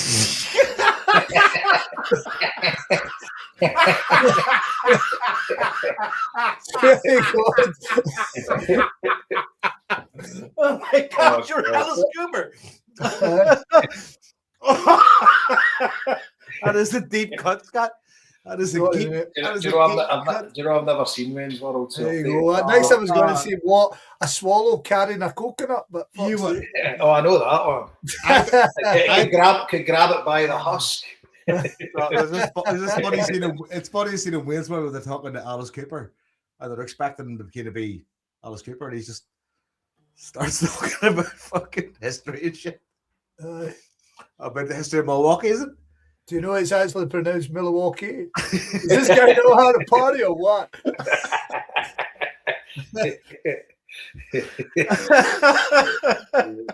Oh God! That's how this podcast like. We can go from Alice Cooper from Milwaukee to fucking Watford Nancy. I mean, oh fuck! We'll need to start the old wee history of some random club in the world again. The Copenhagen one. That was the best. Copenhagen one might have been the best. Here, see if you can have insomnia. Find the Copenhagen fucking podcast. I know we've spoken about this in the past, but did you think when you were kind of studying, you were kind of going, "It's mother boring as fuck." Aye. Let's fucking park this. Do you know what I think happened, Scott? I think I was more committed to the task of breaking it down than I was actually to the entertainment value of it all. I mean, because it was my turn to do it, and I had to meet. You had done. What did you done? Well, I'd done Athletic Club and had you split. Okay, and Jason. You did Independiente, was it? I did Independiente, but I think did we not do some in Brazil as well? Did we not do the? I thought you'd done in Brazil, aye. But did we ever do Red Star and Partizan? Yeah. No. I went on to Copenhagen. He started out as a tennis club. That was it. I think Joe started with Raja Casablanca. I actually started Raja. That was brilliant. That one, that was really good. That was a fluke. But the funny thing is, though, probably same as like. Do you know, like, we'll sit and talk about the Green Brigade and guys will find it really interesting. You'll get two guys who go, just talk about fucking Celtic, you prick. I spoke to two guys in the same boozer in the same afternoon, and one went, by the way, I'm loving this fucking club thing you're doing. And this other boy, 20 minutes later, he's like, see that club thing you're doing? It's a pile of shit. I was like, thanks for the feedback, gents. There's an audience for everything. And also nothing. Was that during lockdown we were doing that? It might have been tail end, I think it was. I think it was a tail end, because I remember Paddy coming on and him sitting there going, what the fuck are you talking about? Do you know, I think Paddy might have been on the fucking Copenhagen one. I think the Copenhagen, that's what Paddy's never come back with. Do you know what I found them fascinating, right? And Scott, I know you get right into the details. See, like when you do your NDC, that's my favourite podcast of the year. When you do your end of season review just at the start of the year, because you do all the work and we just sit and listen to it, we're just listeners, and it's fucking brilliant. And you bring hundreds of things back in the season that you forgot about, and it fucking gets different conversations going really good. But see when we were doing that research for all the mad clubs around about the world, I found it absolutely fascinating, and you get totally took in with it. Do you know what I mean? You get fucking. I didn't know this, I didn't know that, and found out all this shit about it. I thought it was great. I loved it. We should bring that back, but we should ask people online which clubs are interesting. I'm sure there's people out there that have mad, interesting clubs that we just don't know about. I mean, what always intrigued me was it Chili John you had on something about the Everton of Uruguay? Well, he did the tour of South America, so he basically did. So there's 6 Evertons in South America, and he went and watched the 6. I went to the 6 of their stadiums. Wasn't there a specific one that might have been the first? Well, no, the one in Uruguay, there's one in Argentina that's called Liverpool, but he's claimed them as Everton because when they were formed, Liverpool weren't a football team at the time. So they were named after the city of Liverpool. Mm. So Liverpool FC wasn't even a football team at the time, so he's claimed them. But But it was interesting how he says that all English teams, or loads of English teams, have got clubs in South America named after them, but there isn't one Celtic in South America because the vast majority of our support base was all poor and like didn't have the money. But ironically, when I listened to that McWilliams podcast once, he says, see, back in the start of the 20th century, there was as many Irish emigrating to Argentina as there was emigrating to Australia. I mean, I found this out in the maddest way, Jason, right? When I was 21, right, I obviously moved from Belfast to New York, right? And then I ended up spending time in New York for 4 or 5 months, moved down to Florida, right? Worked in a pub in Florida, right? Obviously fucking in Fort Lauderdale, near Miami, right? A lot of fucking Latino influence down there. You've been there, you know that, right? Aye. And a lot of fucking Cubans, Argentinians, fucking Mexicans, many Cubans, right? Ended up in this nightclub one night, dancing with this girl, obviously fucking way to my league, right? Giving it sex, chatting to her. And she goes, "Oh, where are you from?" I said, "Oh, I'm Irish." She goes, "So am I." And I was like, "No, you're not." She was as fucking like as Latino as fuck. Like, I said, "No, you're not." She goes, My name is Sheridan." I said, "Fuck off." She pulled her fucking driving license out, and it was like Margarita Sheridan. I was like, "Here, more for a drink here and have a chat." And she explained, like, she's, "Oh yeah, Irish and Argentina." And I was like, never knew that at all. Aye, because see, like basically the ship's leaving when the Irish were emigrating, and there was as many going to Argentina as was going to Australia, and obviously North America. But for whatever reason, it didn't kick on because there was loads of work in South America, loads of work in Argentina. So loads and loads of Irish went there. Because actually the ironic thing is when you go to, I've never been, I've never been to South America. My dream, Buenos Aires and Rio and Sao Paulo, I'd love to go and see them. But in Rio, we've obviously spoke about this. Like Corinthians, the football team in Rio, they're all Spanish descent, mostly for the Spanish Civil War. And that's the barrio in Sao Paulo where they all settled. And likewise, when you go to Argentina, when you go to Buenos Aires, loads of them are of Italian descent because the amount of Italians that immigrated there, although they speak Spanish now, they speak it with an Italian influence, loads of them. And there's certain areas, it was all Italians. And so Palmeiras and Sao Paulo, they're the Italian team, Corinthians are the Spanish team. And Sao Paulo must be, I don't know, maybe native Brazilians or whatever. Actually, we should definitely get back on that to some degree. Like, maybe not whole podcast, but you know where we did like a 10, 15-minute section. And now we've got ChatGPT. You just fucking on the ChatGPT and go, listen, make us fucking 50 minutes. No, because I did do Corinthians before, because the boy in the chat, Irish man in Porto, he said, "Did you know do Corinthians?" Aye, I did do that one. Yep. I think I did all the teams in Sao Paulo at the time. Nah, I don't know if we did Rio, but aye, it's fascinating. I love learning all shit like that. Yeah. And these football clubs are still quite mystical to us because you've never really played them. You know, we've played. I can mind about a game at Celtic Park. We played Cruzeiro Belo Horizonte, and are they even still a team now? What are they called? Cruzeiro Belo Horizonte, a Brazilian team. Me. Can you mind? You're too young for that, Scott. Is that Cruzeiro though? Aye, it will be. But that was their name. Cruzeiro is still a pretty big club. Right. So I've just looked at them. Cruzeiro still. I mean, the old Brazilian manager's the manager Tite. Cruzeiro's pretty big. I take it they come from Belo Horizonte. Yeah, based in Belo Horizonte. Aye, because that was their name when we played them. And right. Did Celtic no play Flamengo as well? We played Flamengo in 1994. We played them in Dublin and we played them in Hampden. We played them in 2 weeks in the bounce. And we tried to sign a guy called Savio from them.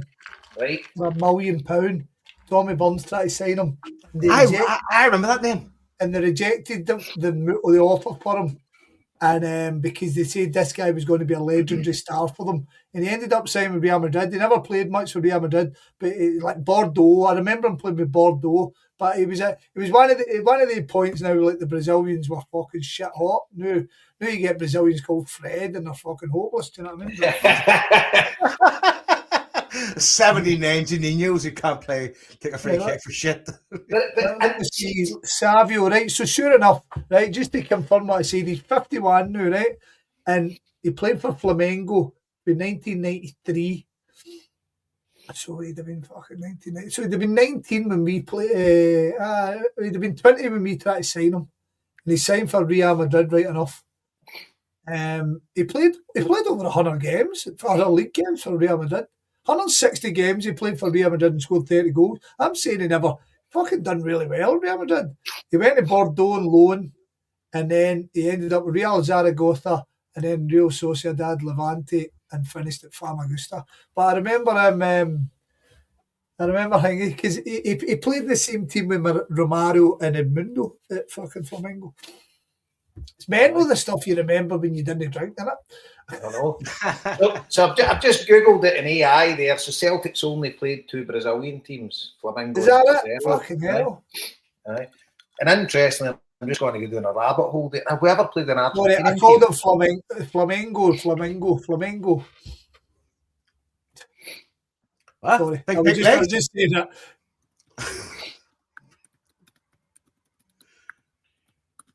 So we've obviously played Racing Club, but have we played any other?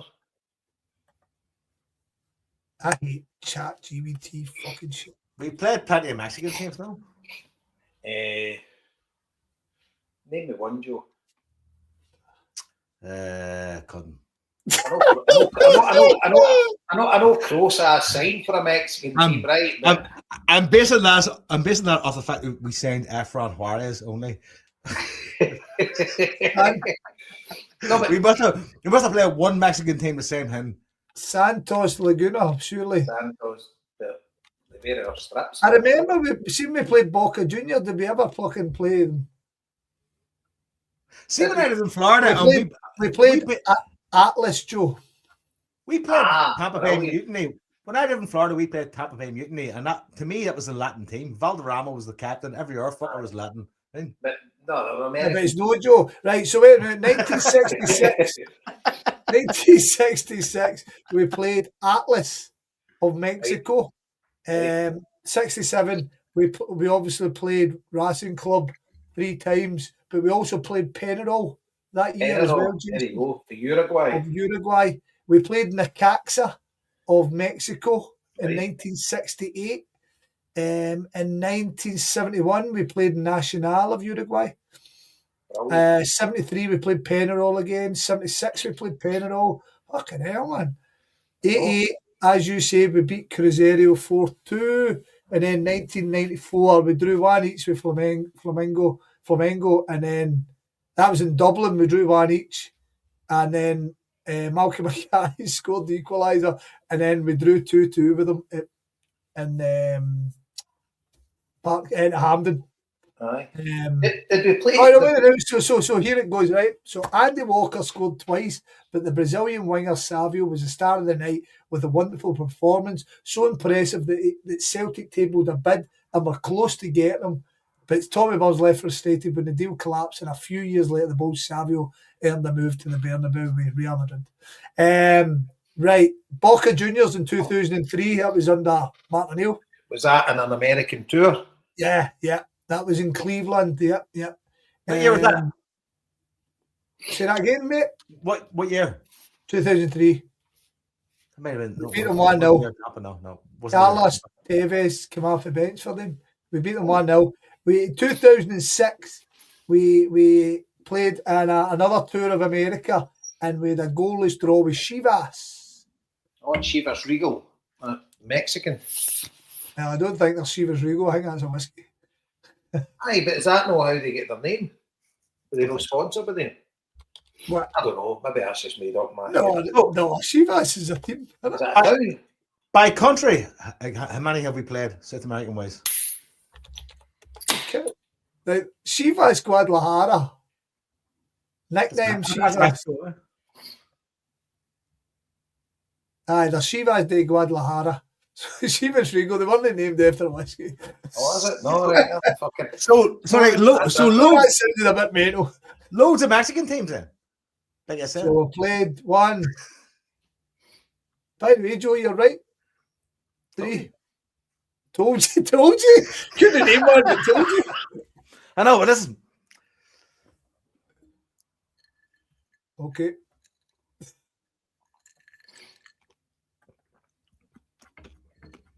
Right, we're calling it.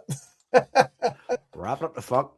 I think we what we needed to do was expel the 33 days of night, which is the name of this podcast. Well, I'll tell you, once we do a Brendan Rodgers retrospective, we'll do a fucking Wilfred Nancy, man. Do you know what's mad though? He came, he saw me, annoyed every cunt. It's been that chaotic that we haven't had enough time to fucking do the retrospective. I mean, No. it's been like, you know, it's been like a broken home, turmoil, a broken home, slamming doors, cunts walking in, cunts walking out, problems, fights. Go like, fuck me, it's chaos. I think I'm hiding in the corner. It's bizarre. Aye, but it's fucking. It's you would just hope with that statement that's been released there, Scott. You would just hope that the board fucking extend the olive branch. Aye. And even and obviously the collectives demanding the move Mackay and Nicholson, right? Well, if Nicholson's a guy that extends the olive branch, right? At the end of the day, you need to take him at face value and come on. So as you'd said before, and I'm in agreement with you, if by some miracle Nicholson gets his house in order and starts communicate, I don't think there's any chance of that happening. I wouldn't care if he's in the role, right? But he needs to get a hell of a lot better at it. I just don't think that's possible. I think he's in the wrong job. But I do feel, J-Bo, it's anybody in that position, unless you're willing to be that Peter Lowell type character, then we're going to always end up with a fucking a Michael Nicholson, just a fucking dummy. Do you not think with someone like him, right? And obviously we don't know the guy, and I don't want to besmirch him personally, right? But him being in that position, him being in that position, right? Without what is perceived among lots of people as being like an absence of either authority or autonomy or some sort of capacity to take charge of the reins, whether it be in the press, in the media, in communications, whatever it may be. Do you think that to some degree that kind of demonstrates one of the massive biggest problems with Celtic is that like there's no actual leadership, there's nobody to actually communicate to who's going to respond rather than react? I think the club as a whole reacts. I think a person with autonomy and responsibility and capacity to be in charge, who can feed back and influence different networks and channels within the club, is able to then coordinate a response rather than be the victim of a reaction. I think a guy like Nicholson is the victim of a reaction rather than a guy that coordinated a response, and that puts you in a really bad position because you're never going to win. Again, Joe, I think we went over this, and this is kind of this is my belief how we've ended up where we are, and I'll do it as quick as I can.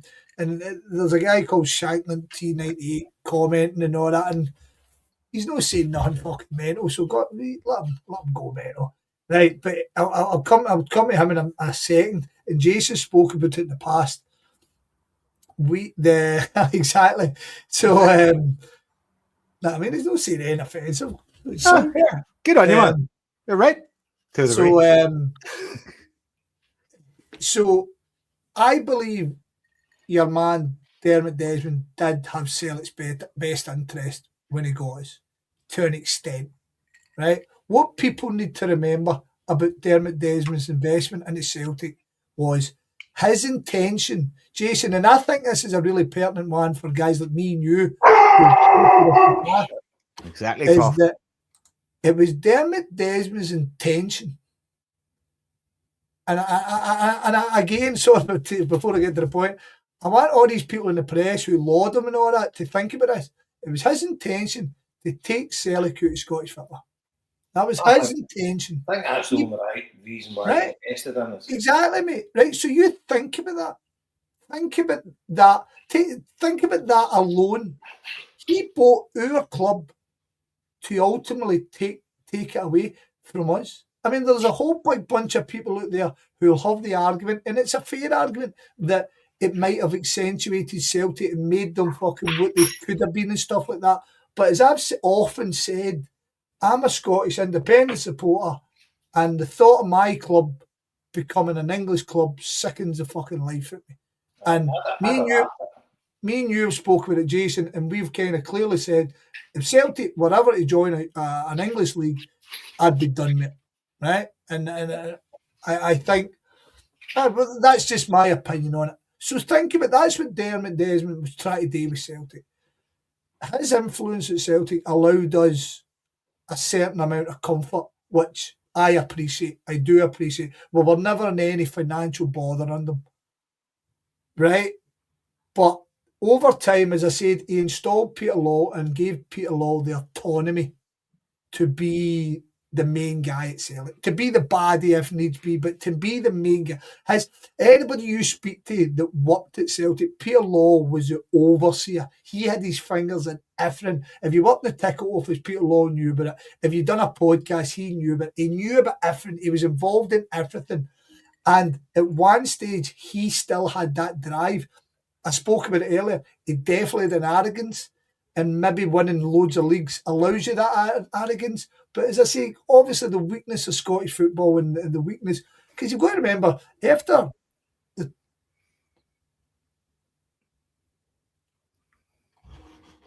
fuck happened there? Oh, it's Marty. Marty just come in. Marty Flynn, you're coming at the very end of the show, and Scott's on a rant. Fuck up. Right, Scott, so carry on. aye, so you think it, in the end of the 2000s, or the end of the 1999, Scottish football was going tits up. Huns had overspent, Motherwood overspent, Dundee United overspent, clubs were going into administration left, right and centre. It was a shit show. And we kind of screwed the nut after we kind of went a bit mental, and it's allowed us to do what we've done. But Peter Law was doing things. He was kind of pushing us right. It wouldn't have been for me, some of the stuff he done, but he was doing it. But what we've got to a point is we started making a profit. And in the football world, that's not usually a done thing, especially in Scotland. And I think everybody outside of us got comfortable with that situation. They got comfortable with, we didn't need to overstretch ourselves. We were generally making a profit. We were making a profit for our shareholders, which kept them happy. So they weren't needing to fling money in. They were all getting a money back. We were still winning the leagues. It was keeping us from fucking flinging inflatable sharks at them every week. And everyone has took their eye off the ball. And it's allowed, as you rightly said, I don't think we're a proper football club now anymore. We're like a business who kind of do football stuff. And I think it's hard for somebody who has had success in that business environment to then won't revert to being the football come first. Do you know what I mean? And obviously I could be talking one like a lot of shit. No. And by the way, but Tony Bloom's come in, and the Aberdeen guys have come in, and the Hibs guys have come in, and they've put the club first. See, Aberdeen are made a cunt. I know they are, right? I know they are. But Aberdeen, any money that comes into Aberdeen are putting it back into the club. They're putting it back out of that pitch. Hearts are going to be doing the same. Hearts have saw a weakness and they went for it. And right now they've been proven fucking bang on the button. And Hibs themselves look like the best nick they've been in for years. Oh, they look as a club. Do you know what I mean?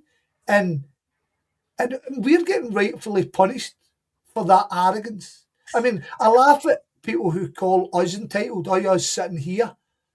I actually think the entitled guys are the ones who are bored. I think they're the entitled ones. They think that because they've done it in the past, that they should still be lauded for it instead of being modern. And Joe, to eventually come back to your point, I wholeheartedly agree with you. Because they've done something so successfully to an extent so for so long, they refuse to accept that things could be better and there is no challenge amongst themselves. It's almost they're fucking patting themselves in the back too much. Do you know what I mean? So I don't know really know. No. A lot of really good points. But what I would say, see with Peter Law, right? And this might not be a popular opinion, but I'd say he's definitely done a lot more good for Celtic than he's done bad. There's tons of stuff that I disagreed with him.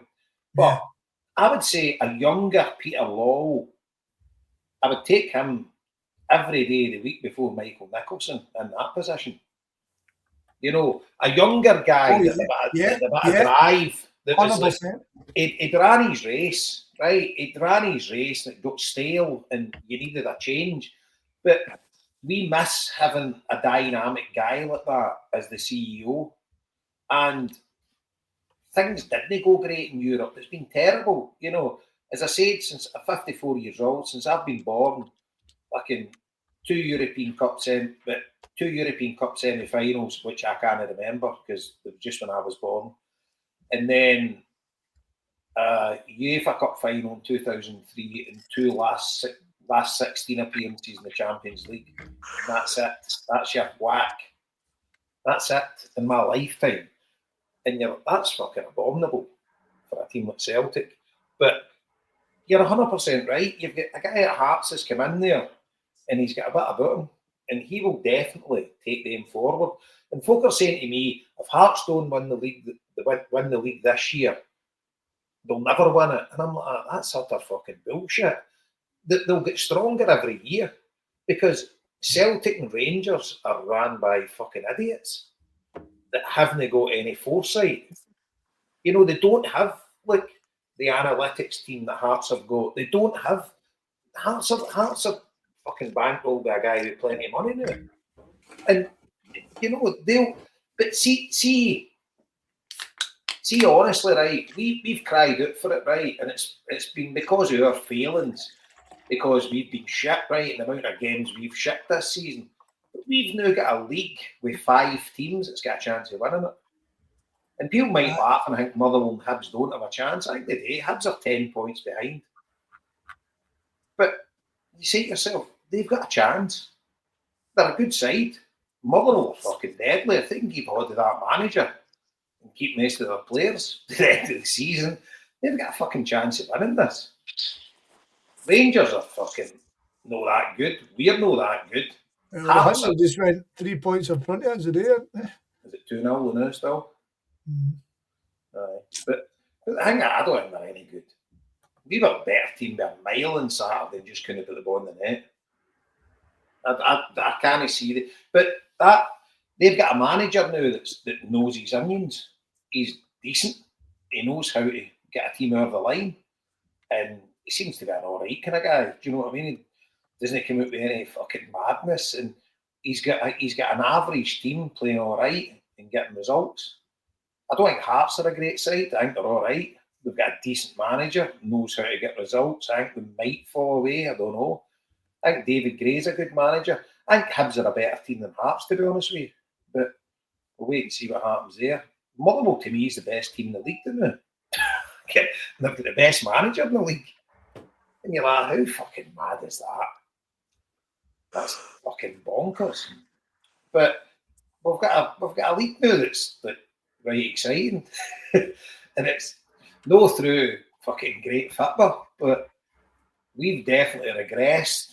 The rest of them have got slightly better. Yeah, that was always the concern and the frustration, wasn't it? If there was ever going to be a challenge in Scottish football, we didn't want it because we were stinking the place out. I wanted to get better and challenge. Exactly. And as you rightly said, who knows if Hearts if they manage to go the league. Because the fact of the matter is, much as I don't like fucking Hearts, I want them to win it in front of Rangers. I mean, Well, I was actually saying, see, after walking out the Motherwell game, I'm like, I only hope this season's Hibs at Motherwell. I was like, because if we'd kept Nancy in charge, we'd be lucky to finish top 6. Falkirk, I'm telling you, Falkirk are doing well and all. Fucking Dundee are even fucking pulling results out their arse now. It was interesting. Strachan was on some podcast. It was an open goal or something. It was really good. It was open goal. And they said quite near the end, so do you think there's any chance Dundee will get relegated? He's like, no chance. He's like, too good. They've got good enough players. Says, I can't mind exactly what he said, but he said there was no chance, and he was like, a matter of fact about it, but he's kind of been proven right. Yeah. We give Marty Flynn last word. Fuck that. Wrap it up, the fuck. Marty, you missed it. I was going to give you all the plaudits. You're the man that called Wilfred Nancy day one. Fucking, you tell us all, and I fucking tried to shout you down, and fucking, by God, you're right. Listen, Scott McCurry hates when I'm right. And I don't particularly fucking like it either. no, I don't. Nobody likes when you're right, Marty. Nobody likes it. But I'd say Jackie really hits the most. But you want to be wrong. Do you know what I'm on? I want to be wrong. I don't want to be right. You know, you want to be wrong. You want to fucking see a guy coming in and just going, right, here's what it is. Bang, bang. You did say that, though, at the time. You did say, I want to be wrong here. Of course, you want to see him say fucking bang, bang, gravy chip. You know what I mean? But yeah, that fucking clown. See the press conference on Friday where he went on his big rant.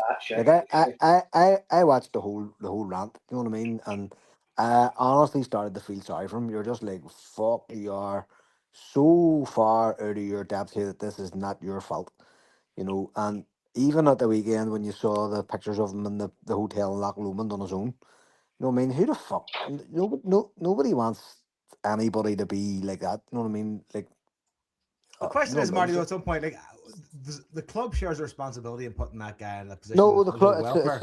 It's the club's total responsibility. That was my next point. I mean, it's not his fault. He did not appoint himself, but so if you're, I don't know how. Right, so Paul Tisdale is responsible for that appointment. Right, I was told that Nancy really did impress when he was spoken to in London when they were going through their fucking due diligence or whatever they did. So I don't know how Paul Tisdale got a job at Celtic, and I don't know how Wilfred Nancy was considered for a job at Celtic because, so I've been told fucking, you know, I don't know if it's true, but like Tisdale was at a wedding and he met Dermot Desmond and they got chatting and Dermot went, "You're the man for me." But you think about it this way: if that is true, right, and if you're in that position where you're talking to this guy and he's telling you how brilliant he is, what's the first thing you say? What is the first thing you say? Listen, that sounds brilliant. Escon's full of shit. Send me your CV. Fire your CV into me in the morning. There's my card. Let me see your CV. And one look at Tisdale's CV would have been, you'd have been sitting there hangover going, he talked some fucking cake last night. What the fuck?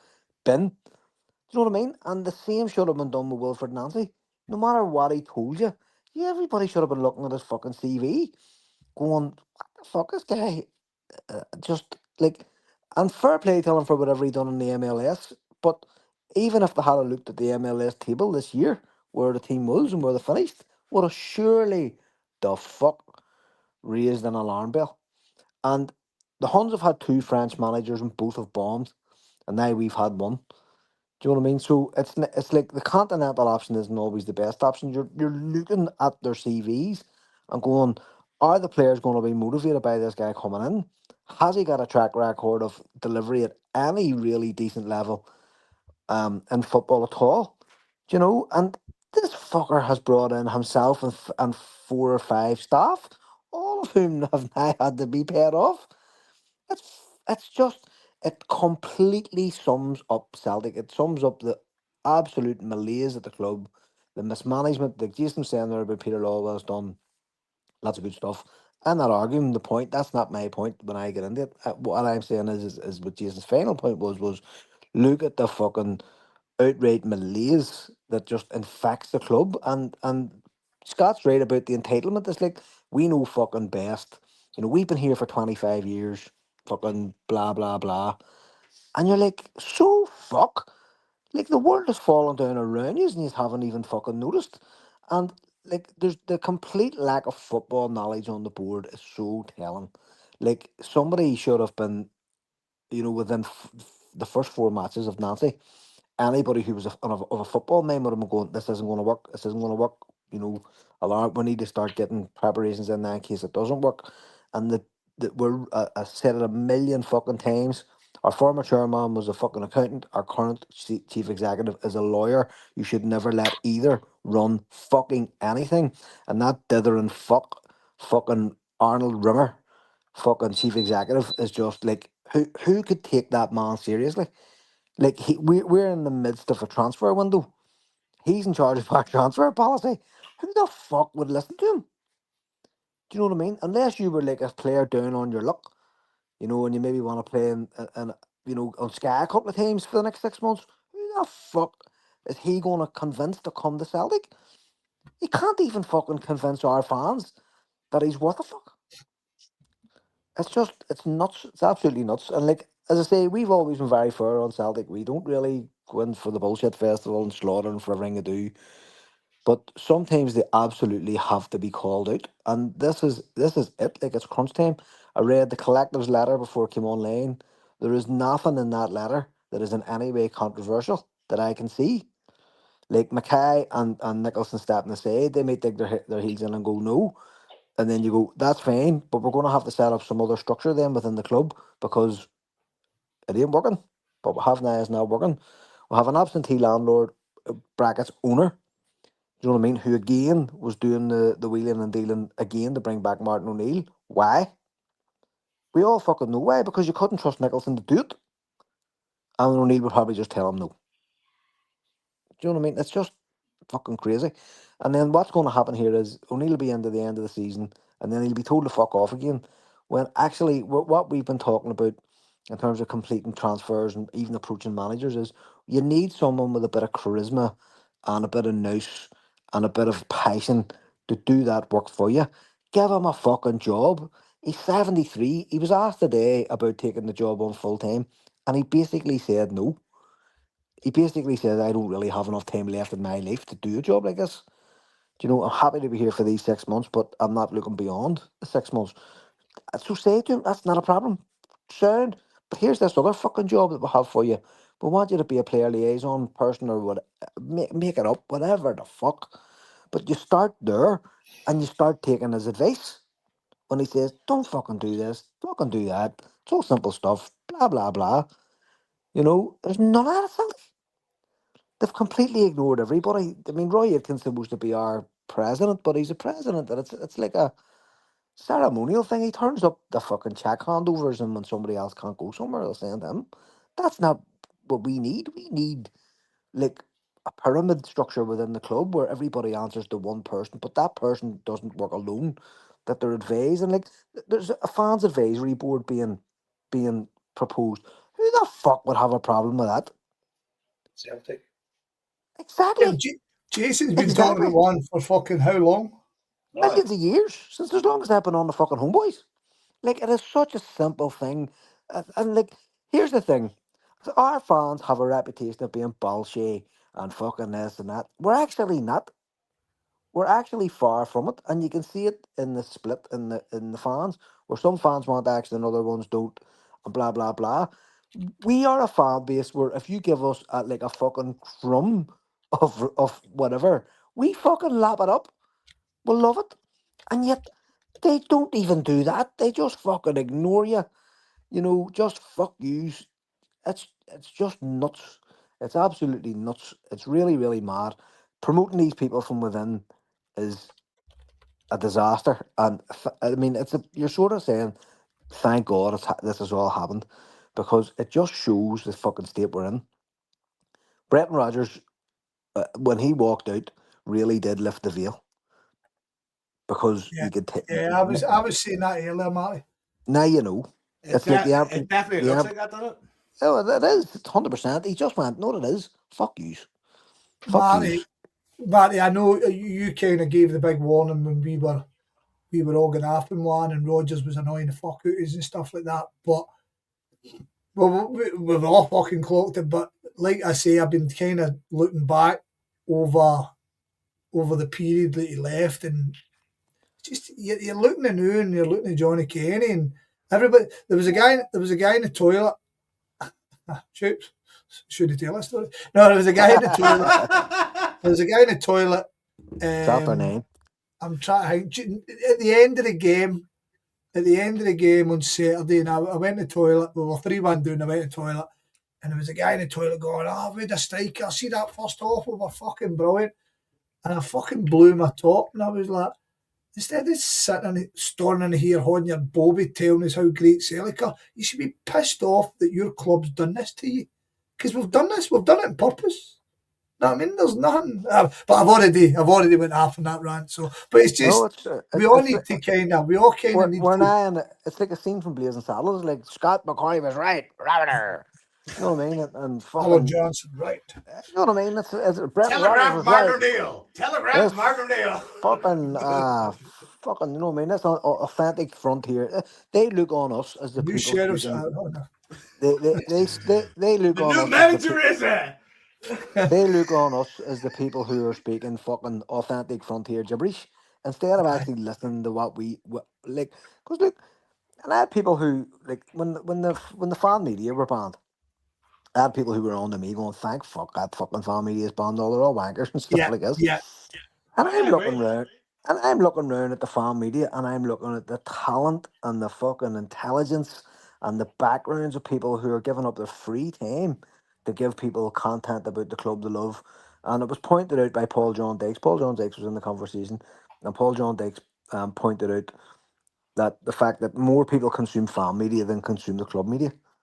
So more people are getting their, this sounds fucking way like, but more people are getting their news from cunts like me than people like Michael Nicholson. And they don't give a fuck. Well, they don't get anything, Michael Nicholson, for a kick-off, so you've got an easy start there. But Marty, what you've just said there, right? And I said yesterday, most of us podcasters are wankers. We're not. Like, there's loads of really fucking professional outfits out there. We're the wankers, right? In fairness, we're the fucking bosses of the party, and we enjoy that, right? But what you said there is so fucking symptomatic of how the club basically treats the modern world. No, not even us. It's the modern world. Like it really is. The AGM was a fucking farce. Here's the other thing. I don't know whether or not this has been mentioned, but I messaged it around a couple of places today. See this fucking guy from Israel, the Ivorian striker? Do you see if we sign this guy? I'm actually reporting Celtic to Francesca Albanese for supporting fucking a genocidal campaign. You think about this transfer, right? You have a guy who doesn't even have a wiki page. He's completely unknown in world football. He's playing for a completely unknown Israeli team. He's not playing for one of the top teams in Israel. And he's on loan to another fucking completely unknown Israeli team at the minute too. And he has a fucking injured knee, right? We have his work permit. And we've had it for a fucking month. Right? We've had a work permit for this guy since the start of December. Right? And we are due to pay, if we go through with this transfer, we are due to pay £2 million to these guys, to the initial club that he's not even fucking playing for, right? We're due to pay them £2 million, which is twice the price of Luke McCann, who's a first team player and a Scottish international. That to me is, I as a shareholder, I will be reporting my club to the United Nations for supporting a genocidal apartheid economy, because there is no other fucking explanation for going through with that transfer. None. It makes zero football sense whatsoever, and on any fucking level. And I have no idea who skirted this guy or who proposed this guy. I could fucking guess, but I do not know. And as a Celtic shareholder, I will be personally reporting Celtic to the United Nations and getting them fucking named and shamed by Francesca Albanese, because there's no other explanation for it. Why the fuck would we be signing this guy? He is a nobody. He's playing for a no-mark club, and we're about to part with 2 million of my fucking money, of my shareholders' money. Surely Of that's off the table now that Martin Neal's in. Well, thank fuck. He said it on the thing. Apparently, he said, he was asked a question last night at the Kilsafe do, apparently, and he was asked about, I think his name's Jocelyn Tabby, and apparently O'Neill says the only thing we will tabby in will be winning the league this season, and everybody fucking cheered. But that entire transfer scenario is symptomatic of the fucking idiots that run our club and where their fucking heads are. And the only explanation that I can fucking gather into my head is they want to be seen to be trading with Israel because the fans are pro-Palestinian. And see if they fucking do it, I am reporting them as a shareholder. I will be writing to her, I will be setting all my shareholder details with my certificate, and I will be saying, please investigate this, because here's the reasons it makes zero sense, absolutely fucking no sense, in a year where we've bought Balikwisha and that other fucking idiot. There's Scott putting the fucking stuff in about him a day. His own fans want rid of him. What the fuck, like? And his was 5 million and we tracked him for 2 years. What's going on? What the Who's fuck, that? like? Balikwisha. Oh, Balikwisha. Aye. Wasn't it, Scott? You put the thing in the day. What about him? Remember you put the thing out about the Apparently, in so Belgium. we bought off Wish. Oh, No, I'm just laughing because see tonight he was brought on by Congo, and I think it was like the 118th minute of fucking injury time. He fucking I think it looked like Hakimi. I'm not sure it was. He cut in and Balikwisha done fuck all. Just basically moved it away, and the boy stuck in the top corner. And all the Congo fans are all going do Ali. They're like, fuck you, Belgium. You told us this guy was strong. He's fucking rubbish. And I was like, Yep. it's not just us, it's been duped. Belgium no done enough in the Congo, for fuck's sake. Oh, Jason, Fucking always right. start history Not lessons fucking Tommy. again, fucks. So This in here we're sitting in 8th, third in the table, and they're the sort of fucking transfers like type Tabby, whoever the fuck he is. Like they're seriously considering paying twice the price of Luke McCann for this. Nobody. And that's the only thing I can think of. It's like we want to be seen to be trading with Israel so that these guys don't hate us because our fans love Palestine or something. Fuck off, you fucking head cases. You are lunatics. Absolute lunatics. We have a fucking brilliant story to tell as a club. Do you know what I mean? I hear a club like no other. Away and fuck yourselves. What the fuck would you know? Not Well, definitely a club like no other, not the right kind of way though. I see, to be fair, that statement is definitely true. What other club bans sections that saying supporters? For months Whole on end. swathes of it saying For months on supporters. end. Like, not even saying, well, you have a 2-match ban for us right now. They've now just banned them all together. And you're like, get a fucking leaf. And, like, as I said, my own problems with Green Brigade, I have my own problems with whoever the fuck. It's neither here nor there. These people paid a fortune at the start of the fucking year to get access to watch football games. Do you know what I mean? And that's the whole thing is symptomatic. And if it goes through, I'm telling you now, I will be doing that. But I think it's quite clear that what we have in Celtic Football Club as a kind of hierarchy between the fans and the fucking club is a massive class disparity that is becoming more and more evident based on how people are treated.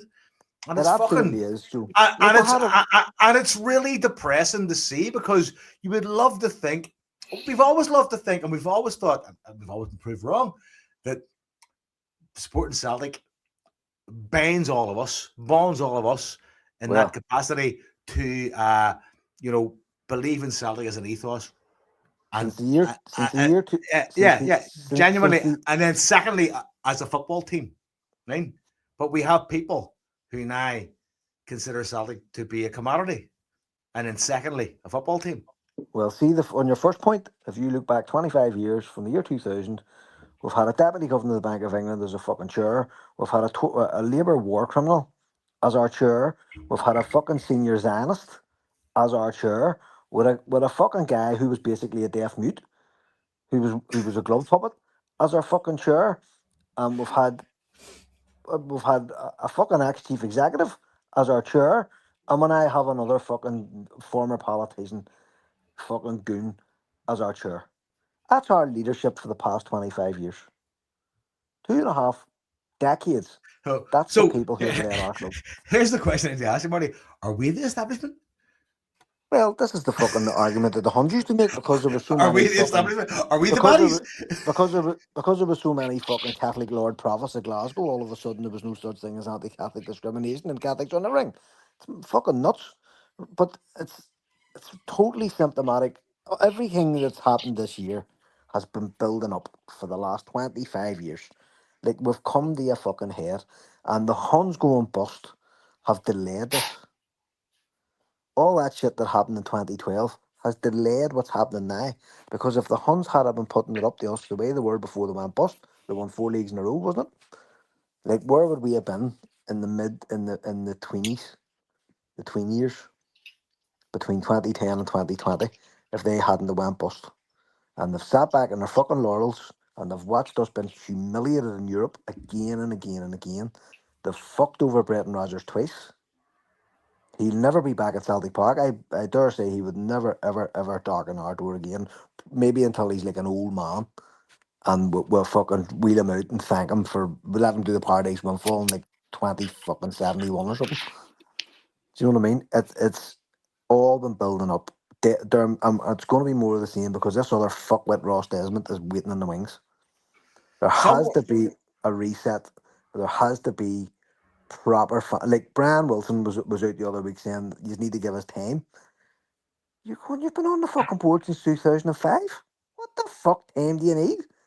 What the like? There has to be a different way of engaging with fans, of gathering the troops together because the Celtic vehicle is powerful. See, when everything's working the way it should be working, and the top are keeping the bottom happy, it's powerful. We've all been there. We all know how it feels. Everybody's on a happy vibe. But those problems build up and build up and build up and build up and build up, and the nepotism and the fucking promoting from within. You'd rather be without a chief executive for a year than putting some fucking idiot into the job quickly. You know what I mean? It's just nuts. And like we spoke on here before. See the thing, Marty, with the chief exec and all that. I said earlier on before you come on, right? We've got a board in name only, right? See all these positions they've got. None of them have got any power. It's your man Desmond at the top. He decides 100%. everything of any note that goes on in our club. And I've just said it today, Jason. Martin only confirmed it again in his press conference that the call to take the job came from Dermot Desmond. Aye. He makes every major decision in our club. So that was my point with Peter Lawwell, right? Because obviously Desmond trusted Lawwell, right? So he could be, he could be away in the Bahamas and doing whatever he was doing, and he left Peter Lawwell to run the club. And I think most of the stuff Peter Lawwell done, he got right. And he was a Celtic man. And I know people will decry me for that, but I reckon there'd be more chance of getting some. If Dermot Desmond, if Peter Lawwell was the CEO, there'd be a young Peter Lawwell, no the guy that left, right? He's an old man now and he's done. But it's like a young Peter Lawwell, he would have read the room and he would have got everybody back together. Don't know, Jason. The young Peter Lawwell worked for us. He was here when the old fucking board was here. And he didn't. There's a very famous line about the Bourbons in France. So the Bourbons were knocked off by during the French Revolution, and then the monarchy was restored about 40 years later. And the fucking famous line, and they were knocked off a fucking game. They were fucked out again. And the famous line about the Bourbons in France was, they learnt nothing and they forgot nothing. That's Peter Lawwell. He learned fuck all and he forgot fuck all. Look at that fucking statement that he released when he left. It was classless. It was barbed. He left looking like a fucking wanker. And no matter what work he's done in the past and all of the stuff, he learned nothing when he was in the post, and he forgot nothing when he was in the post. That's him. And his statement that he left on was an absolute disgrace. Just like the Bourbons, he was fucked out and he came back and had to be fucked out again. So that is a good example of that type of mentality. He came back thinking, I know, and it has completely. Look at the fucking state of the place.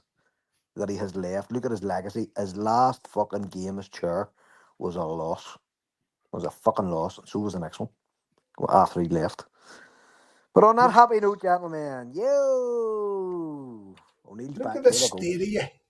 Well, Marty, March for O'Neill. Marty, you said something very poignant there that I want to end on. You said Celtic is a very powerful vehicle.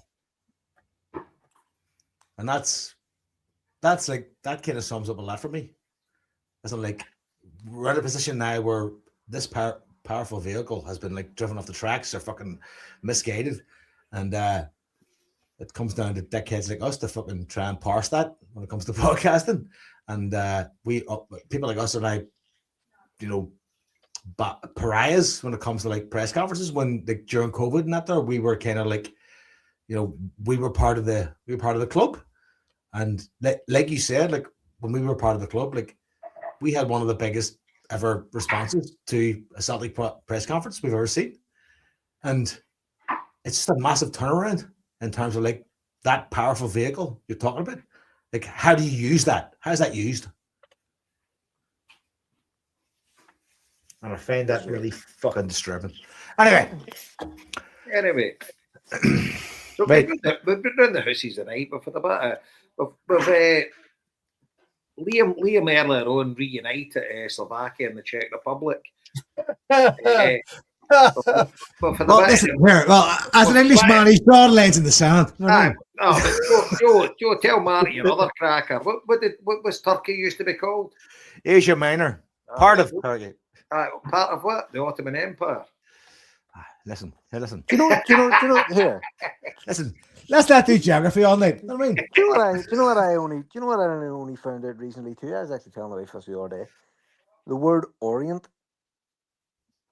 Do you know what I mean? Like the Orient or Oriental. Yeah. That's actually a racist. It's a racist term. Did you know that? It would have been at the time. So and the opposite is the Occident, which is us. So it's like the Occident is like proper and normal and good, and the Orient is like wild and bad and all that sort of fucking shit. So next time you use the word Orient, think again. There you go. So Occident kind of like means like purified. Yeah. So Occidental and Oriental. So Occidental is the West, is like proper and neat and tidy, and we're Occidental. But the Oriental is the wild and the fucking opium and all that fucking shit. So there you go. There's 7,000 takeaways in the fucking UK are going to change their name. and the bottom line is they're a civilization long before fucking any others even thought of civilizations.